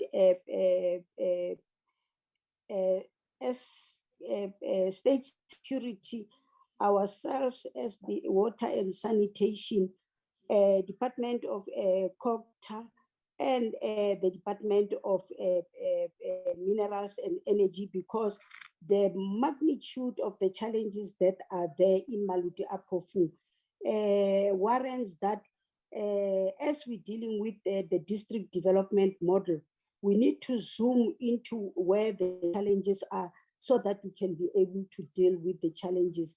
But indeed, I agree with the honorable member that the people of Maluti Apofung are struggling when it comes to water resources. And I think it's important that we work in a coordinated fashion so that we can be able to deliver on the expected outcomes by the community in the Free State. Thank you very much. The fourth supplementary question comes from Ms. C. Fesser. Honorable Fesser. Thank you, Honorable Chair. Honorable Deputy Minister, the Free State Department of Cogesta intention to put Military Upper Form under 139 intervention is nothing more than the ANC trying to control a municipality which have spectacularly lost. Were you or your predecessors approached by Military Upper Form during the previous interventions to assist with this issue? If so, why was this a failure? And if not, would you commit to giving the new government of MAP 16 all the assistance that they might ask for to fix this problem, to provide water for their people? Thank you. Honorable Deputy Minister. Thank you very much, Honorable. Let me indicate that the Free State province was the first province that Minister Mkhulu and the team visited so that we can be able to deal with the challenges, because I would say that it's almost the entirety of the Free State province where there are challenges. We're working with the water boards that are found in the Free State to make sure that there is a coordination in the work that we are doing, but we are also making sure that I need to indicate that once Cogstar has been able to put system in place or put the municipality under administration, our focus is not whether the municipality is under administration or how if the municipality is operating. Our focus is on service delivery to the people of Free State. And we need to indicate that working with the water boards, there are several of the municipalities that we have been able to assist in this regard. And I believe that the municipalities also should be able to assist the water boards by paying what their dues to the water board, because in most instances, as we're making intervention, we discovered that the municipality was owing the water boards, and hence the water board had to give very restricted or very limited water to that particular municipality that is owing. And working together with all of you honorable members, it is important that we remind our municipalities that paying what is due will be important. It will go a long way in making sure that our municipalities are able to get the services that is so needed. Thank you. Thank you very much. The next question is question 221. And this question is on municipalities experiencing water shortages. On municipalities experiencing water shortages. The question is from Honorable Ngwezi, but I guess Honorable Nsube will substitute him as indicated, and it's to the Deputy Minister. Deputy Minister.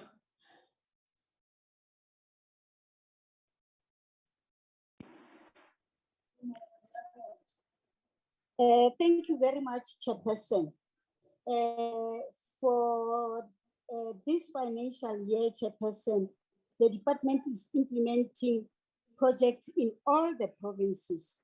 And these projects are funded through a regional bulk infrastructure grant, and also funded through water services infrastructure grant to address the challenges of water shortages, but also to make sure that the municipalities have got sustainable and adequate water supply to the residents in those particular municipalities. And I believe that, Chairperson, the intervention that we are doing depends from one municipality to another, but we have taken an approach of we need to go into municipalities using the district development model. I thank you, Chairperson. Thank you very much. Honorable Nsube. Thanks, Chair. Deputy Minister, we want to check your comment on the AG water infrastructure in KwaZulu-Natal, given that this is one of the causes of water outages in the province. Deputy Minister. Thank you very much, Chairperson. I think how we are tackling issues of water challenges is that we make sure that whenever there's a project, we go out on bids and make sure that everybody is aware of what is happening. But what becomes very, very important is that municipalities and districts should also be part of what we are doing as the Department of Water and Sanitation, and our regional offices in all the provinces must make sure that they've got good project managers and good people who can be able to deal with the monitoring of the project as and when they get implemented. I thank you, Chairperson.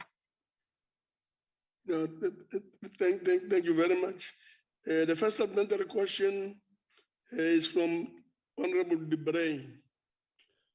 Honorable Chair, I will be standing in for Honorable De Bruin. He's experiencing connectivity issues as a result of a storm near his office. Honorable Minister, what action will be taken against municipalities, provinces, and water boards that underspend or misuse the allocated conditional grants? And will your department consider detailed audits in all municipalities to determine the water losses, the lack of infrastructure, and the demand for water per municipality? Thank you, Deputy Minister. Deputy Minister. Thank you very much, Chairperson. We've got the monitoring and evaluation team that goes about looking into most of the projects that we are implementing at all levels. I need to indicate that in our meetings with the boards, part of the things that we're doing was to look at the governance structures, to look at the financial status and the financial utilization of the resources that might be there, but also looking into a situation where we would not want to see municipality using the grants that are allocated to them. And I'm not only talking to the grants that comes from water and sanitation, which is RBIC and SWIC, but also to, looking into the MIG grant funding, that these grants should be used for what they have been requested for. And that is why the importance of having a monitoring and evaluation team that will be able to look into that. But also, as the Honorable Member has indicated, it is important that on a regular basis, we look into what are the indicators from the Auditor General, what exactly are the quarterly reports as telling us, and if as speedily as possible, we're able to make an intervention where we believe that there is malfeasance going on in a particular project. Thank you, Chairperson. Thank you very much. The next is Honorable Lund.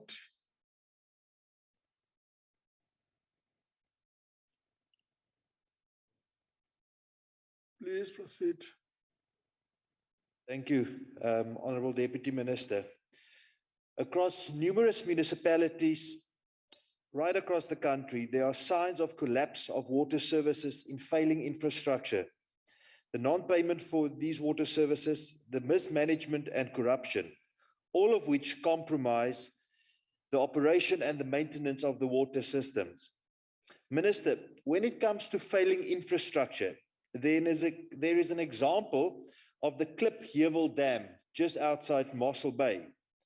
The two pumps there, they've not been working for a number of years, and the municipality is willing to take over the maintenance and the operation of the pump station. Honorable Deputy Minister, would you welcome such a cooperation arrangement? And if there are any problems in getting this in place, what would your advice be? Deputy Minister.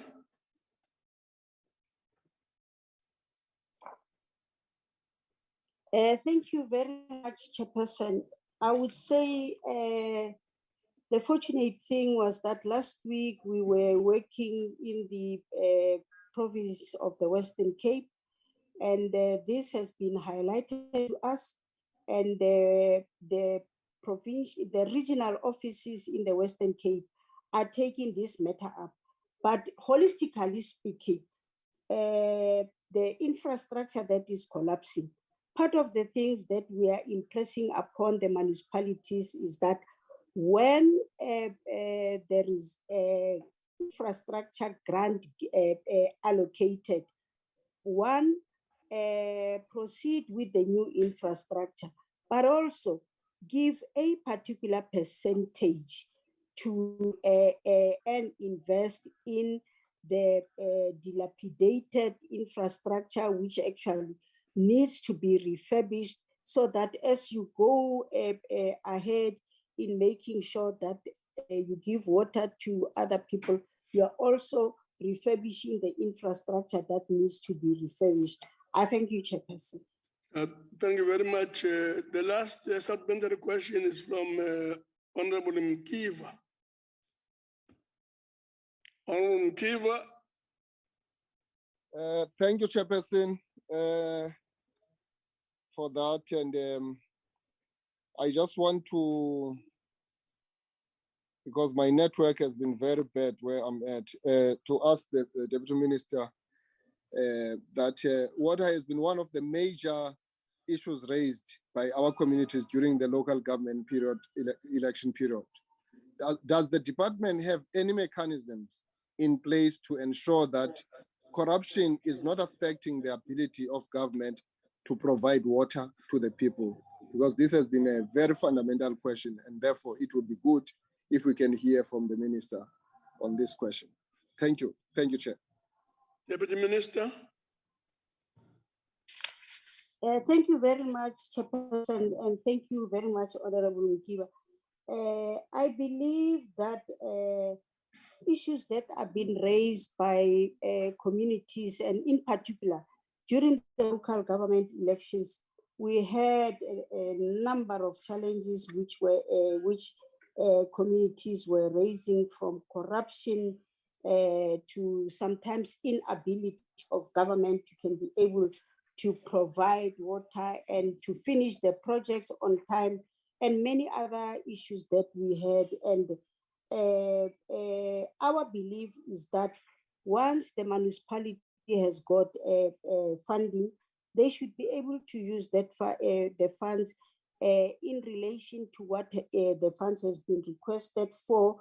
And our regional office must also be upbeat, working very close with the municipalities, so that the projects as are there at local level see finality, and then they get finalized as speedily as is possible. And my belief also is that we shouldn't work in silos. Like I indicated earlier on, Chairperson, that it is important that we work within the district development model. Once we are able to do that, there will be no project or no funding that get wasted, because we are all our brothers keepers, and we are all making sure that our communities are able to get what is rightfully theirs. Thank you very much. Thank you very much, Deputy Minister. We'll now move on to question 223. 223 on status of Windberg water pipeline, status of Windberg water pipeline from Honorable G. Mikalakis and is directed to the Deputy Minister. Deputy Minister.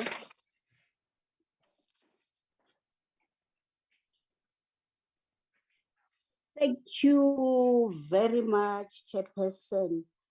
The water pipe line project in Windberg is at the design stage as we're talking, and by next year we would have gone out on tender, and as early as May next year we believe that the contractor will be on site so that work can commence, and we believe that the local municipality as an implementing agent will be able to oversee this project so that in the end, the community of Wynberg is able to get water.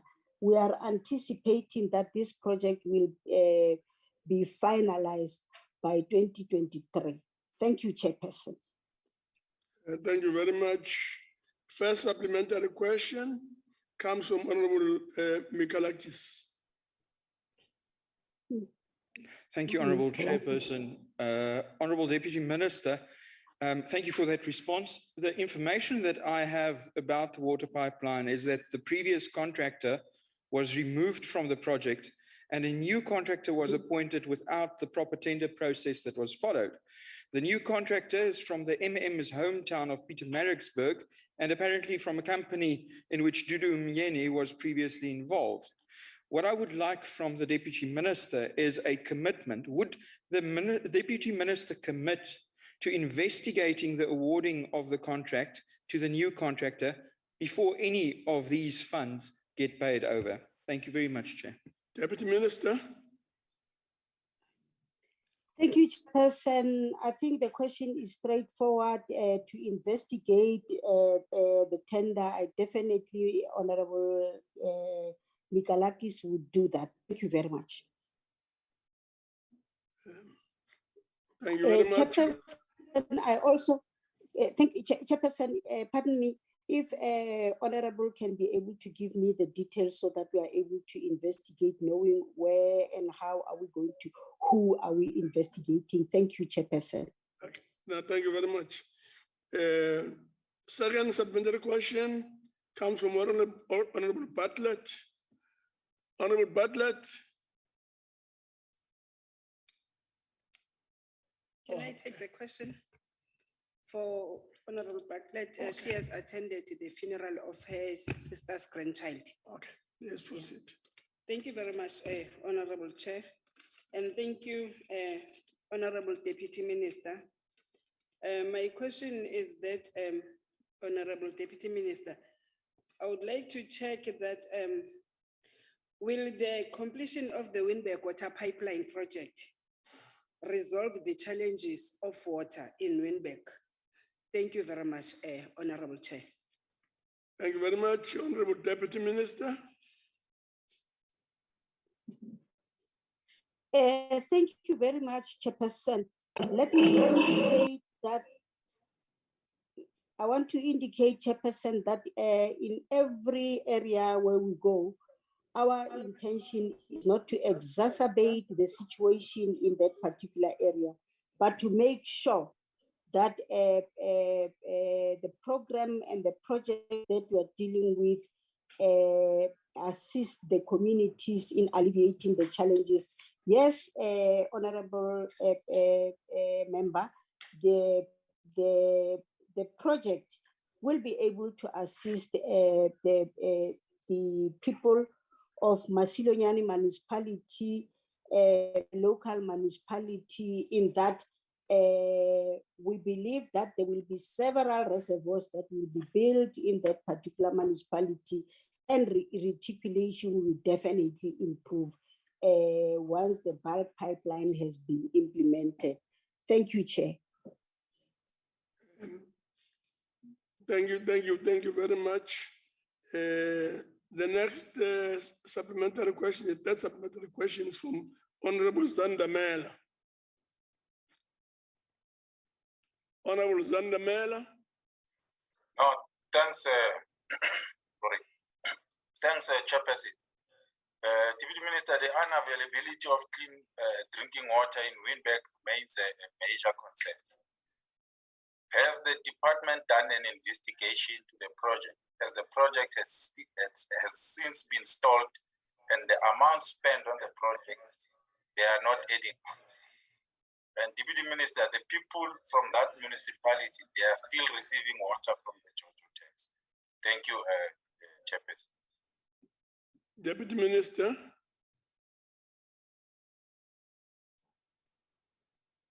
Thank you, Chairperson. I thought that I was responding to the issues of Masilonyane municipality.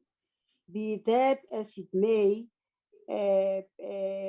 Witbank is one of the areas that we are looking into because the municipality as a water user association, we are working very close to with them so that can be able to make sure that their treatment plants are properly managed, they are properly operated so that people can be able to get clean water in Witbank. Thank you, Chairperson. Thank you very much. The fourth supplementary question comes from Honorable Ntube. Honorable Ntube.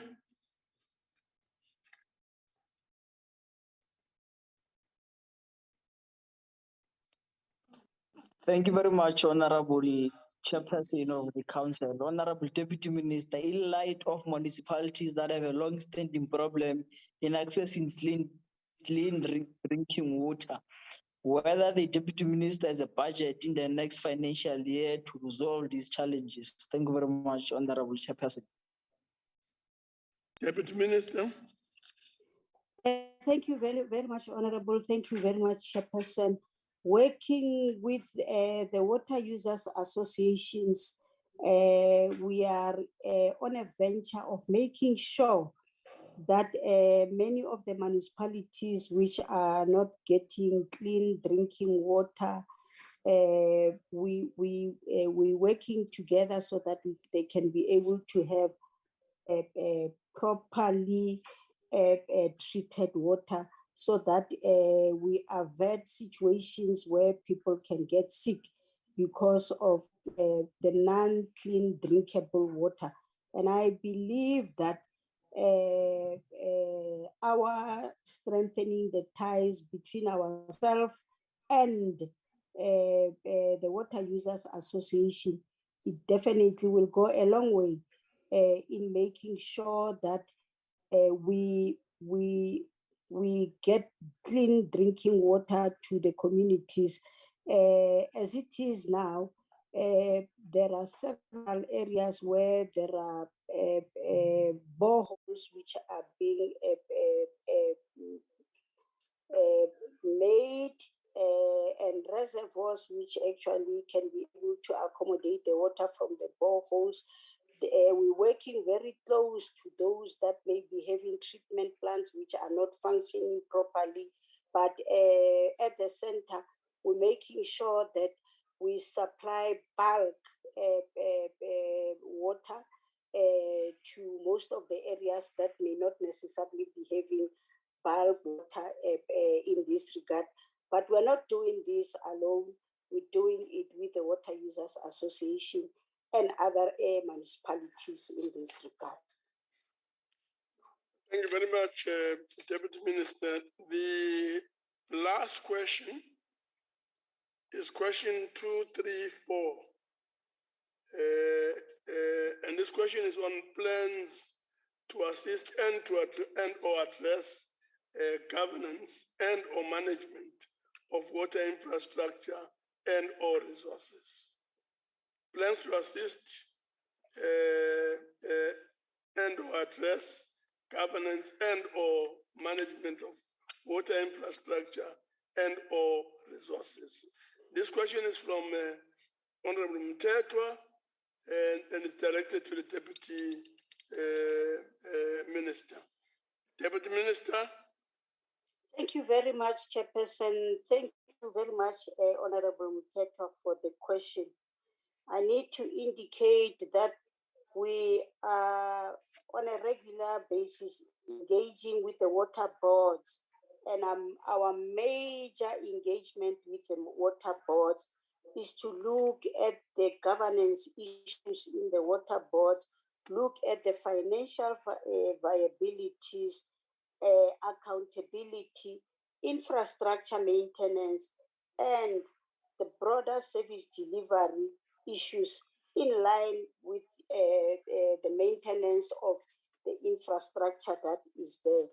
And I want to say that during our engagement, we identified important service delivery infrastructure which has been delayed due to planning, the infrastructure delay due to financial or implementation capacity. Some of the key resolutions from our engagement with the water board have been that we need to have a situation where there is due diligence by the water boards that they undertake. The water boards, in many of the instances, we found that they did not even have executive management, and therefore capacity was depleted in some of these water boards, and appointment of the boards. Chairperson, I think honorable members would recall that there were several of the water boards which were in an interim, and the minister is busy resolving that so that we can have stability. Once people are permanent in the position, it assists for them to can be able to have stability. And lastly, we tried and work very hard in making sure that we resolve the legal issues that are deterring service delivery in most of these boards, because when there are issues that are there legally, financially, and governance, and then the service delivery by these water boards suffers. I thank you, Chairperson. Thank you very much. The first supplementary question comes from Honorable Mtetwa. Honorable Mtetwa. Thank you, Chairperson, Honorable Masondo, and thank you, Deputy Minister, for your response.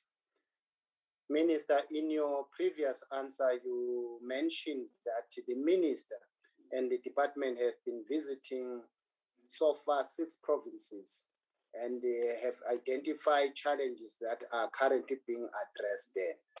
Nanku kumbuzo wa Minister uthi, Deputy Minister, lawo lamanye ma-provinces lasele nizowavizitha nini ukuze nikwazi ukuthi nithole nakhona ema-problems lakhona for nikwazi ukwenza nakhona i-intervention lena leniyenza kulala amanye ama-provinces lesenikwazile ukuyenza, while siyawujabulela umsebenzi wenu wokuvizitha lama-provinces. Nizoya nini, Minister?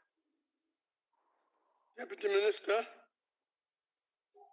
Thank you very much, Honorable Mtetwa. Let me indicate that next week we will be in Mpumalanga. In January, we definitely will be able to finalize the provinces, which is Northwest and Northern Cape. And I need to indicate that to Honorable Mtetwa that currently, even though we have not as yet been to those provinces, where we always make sure, like in the Northwest, the minister and the deputy ministers have been to Mafikeng, to Madibeng, to Frey, or the name has gone out, Frey, whatever. So these are the areas that we address, despite the fact that we have not been into those provinces.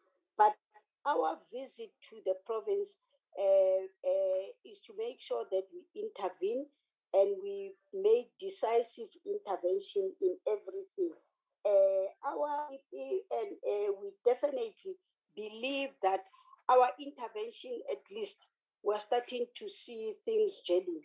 Amongst other things, I want to take from what the minister received as an SMS from some board in some provinces, where when the minister was asking a question, there is no water in this municipality. And the chairperson of the board just responded and said, we have done the bulk water infrastructure, we have done the reservoir. It is for the municipality to take water and reticulate. But that is not what South Africans understand. South Africans understand that water, government should be able to deliver water. They don't want to know whether it's local government, it's national government, provincial government, or the board. And therefore, these are some of the things that we're trying to deal with, Honorable Muteta, to say when there are problems, it takes all of us to make sure that we deal with those problems. And we don't need to wait that this is the role of the municipality, this is the role of national government. We are government of the Republic of South Africa. There is no federalism in this whole thing. And therefore, there cannot be federalism when we distribute water. I thank you, Chairperson. Thank you very much. The second supplementary question comes from Plenary. Plenary.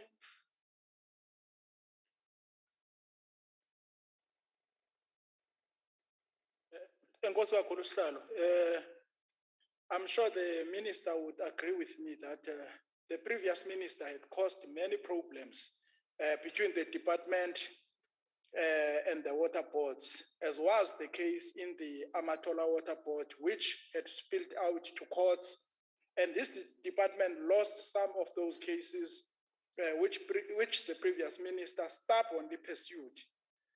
Minister, did your department incur any cost? If yes, how much? Have those issues been resolved now? If no, when are you hoping to resolve them? Thank you very much, Minister. Deputy Minister. Thank you very much, Chairperson.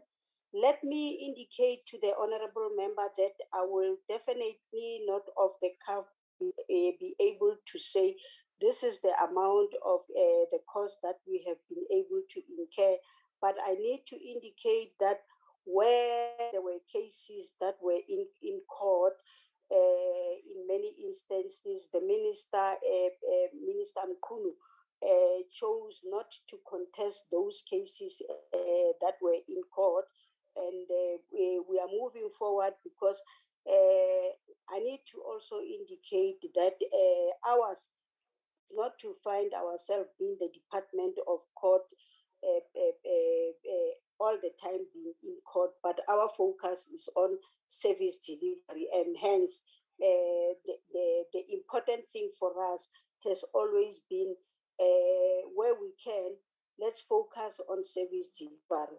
And where there are interdicts and interventions of service delivery, we try in an amicable way to resolve those type of challenges. But Chairperson, Honorable Masondo, I definitely cannot be able to, off the cuff, say this is how much that has been spent as we're dealing with courts proceedings and court interdicts. Thank you, Chairperson. Thank you very much, Deputy Minister. The third supplementary question comes from Tim Protestant. Tim. Thank you, Honourable Chairperson. Minister, your predecessor is well known for interference, firing of boards, and replacing them with cadres. Will you ensure that cadre deployments and undue interference with boards is stopped henceforth? Thank you. Honorable Deputy Minister.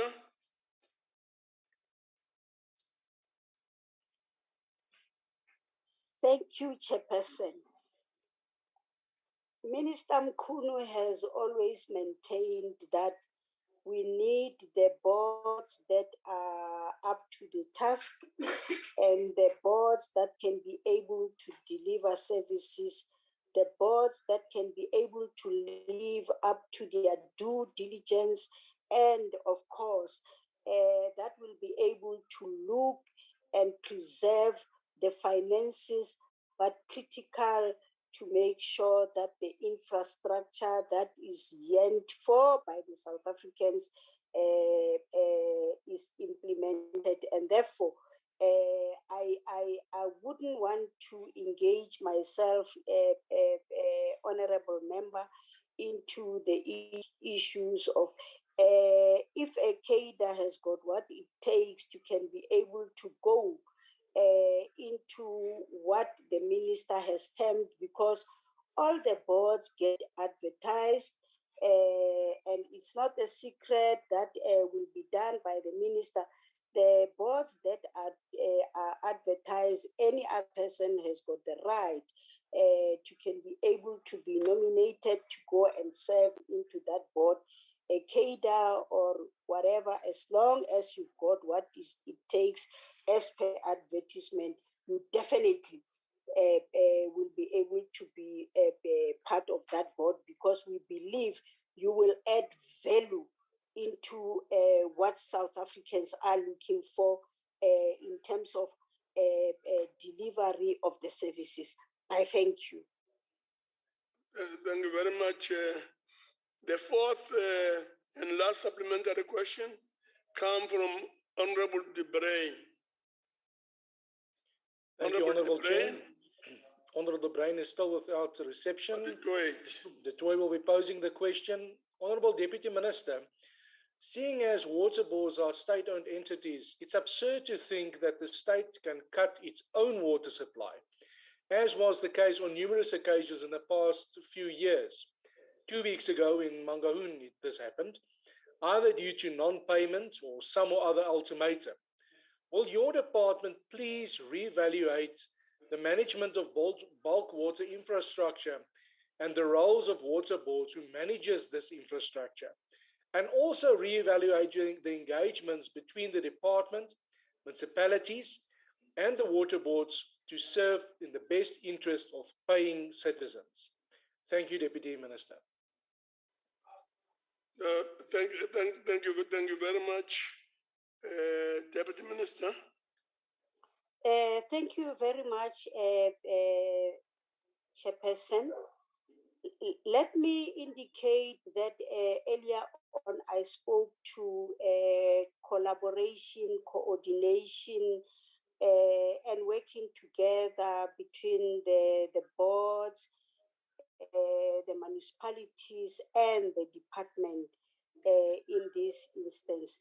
Remember, Honorable Member, that for the water to be treated, it is important that you have chemicals that should be able to go into that. You've got infrastructure such as electricity that should be utilized, and therefore our discussions, like you are indicating, it was last week, it was Kronstadt, the other time it was Mafikeng, which actually had challenges, and we are talking and bringing the water boards and the municipalities together so that we look as to what are the issues that has brought about this type of a situation. Because when the water boards cut water, they cut water even for those residents who actually are regular payers in this regard. And this is work in progress that we were dealing with as the department together with the district development model, but focusing mainly on working together with Treasury and the Department of COGTA, so that people don't get affected by the things that they did not do. And I would say to Honorable Member, it is work in progress, because we have seen that many of the municipalities and let me say many of the residents would find themselves not having water, precisely not to say that they did not pay their rates and taxes and all these other things, but precisely because there are problems that are there. And therefore, I think, Chairperson, it definitely is very key and crucial that we should also engage stakeholders other than the ones that we are engaging. And I mean stakeholders as in the communities, the Water Users Association, so that we are able to come up with a solution that can be able to be in favor of the communities that are experiencing these challenges. I thank you, Honorable Chairperson. No, thank you very much, Deputy Minister. Honorable delegates, this brings us to the end of the question session. But I would like to thank the Minister, Deputy Ministers, as well as special delegates for availing themselves to attend this sitting of the NCOP. That, honorable members, concludes the business of the day. The House is now adjourned.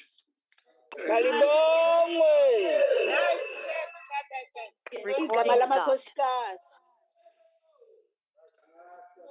Igama lamadoda. Thank you, Mama.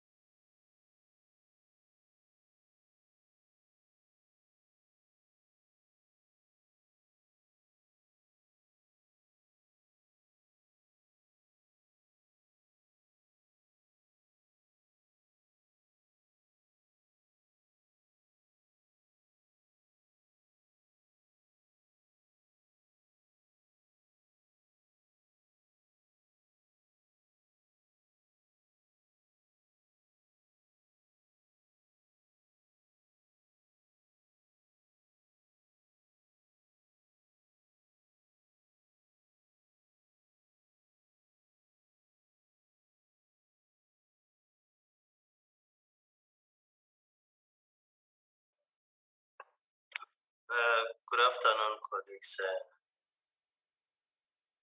Afternoon, or good evening.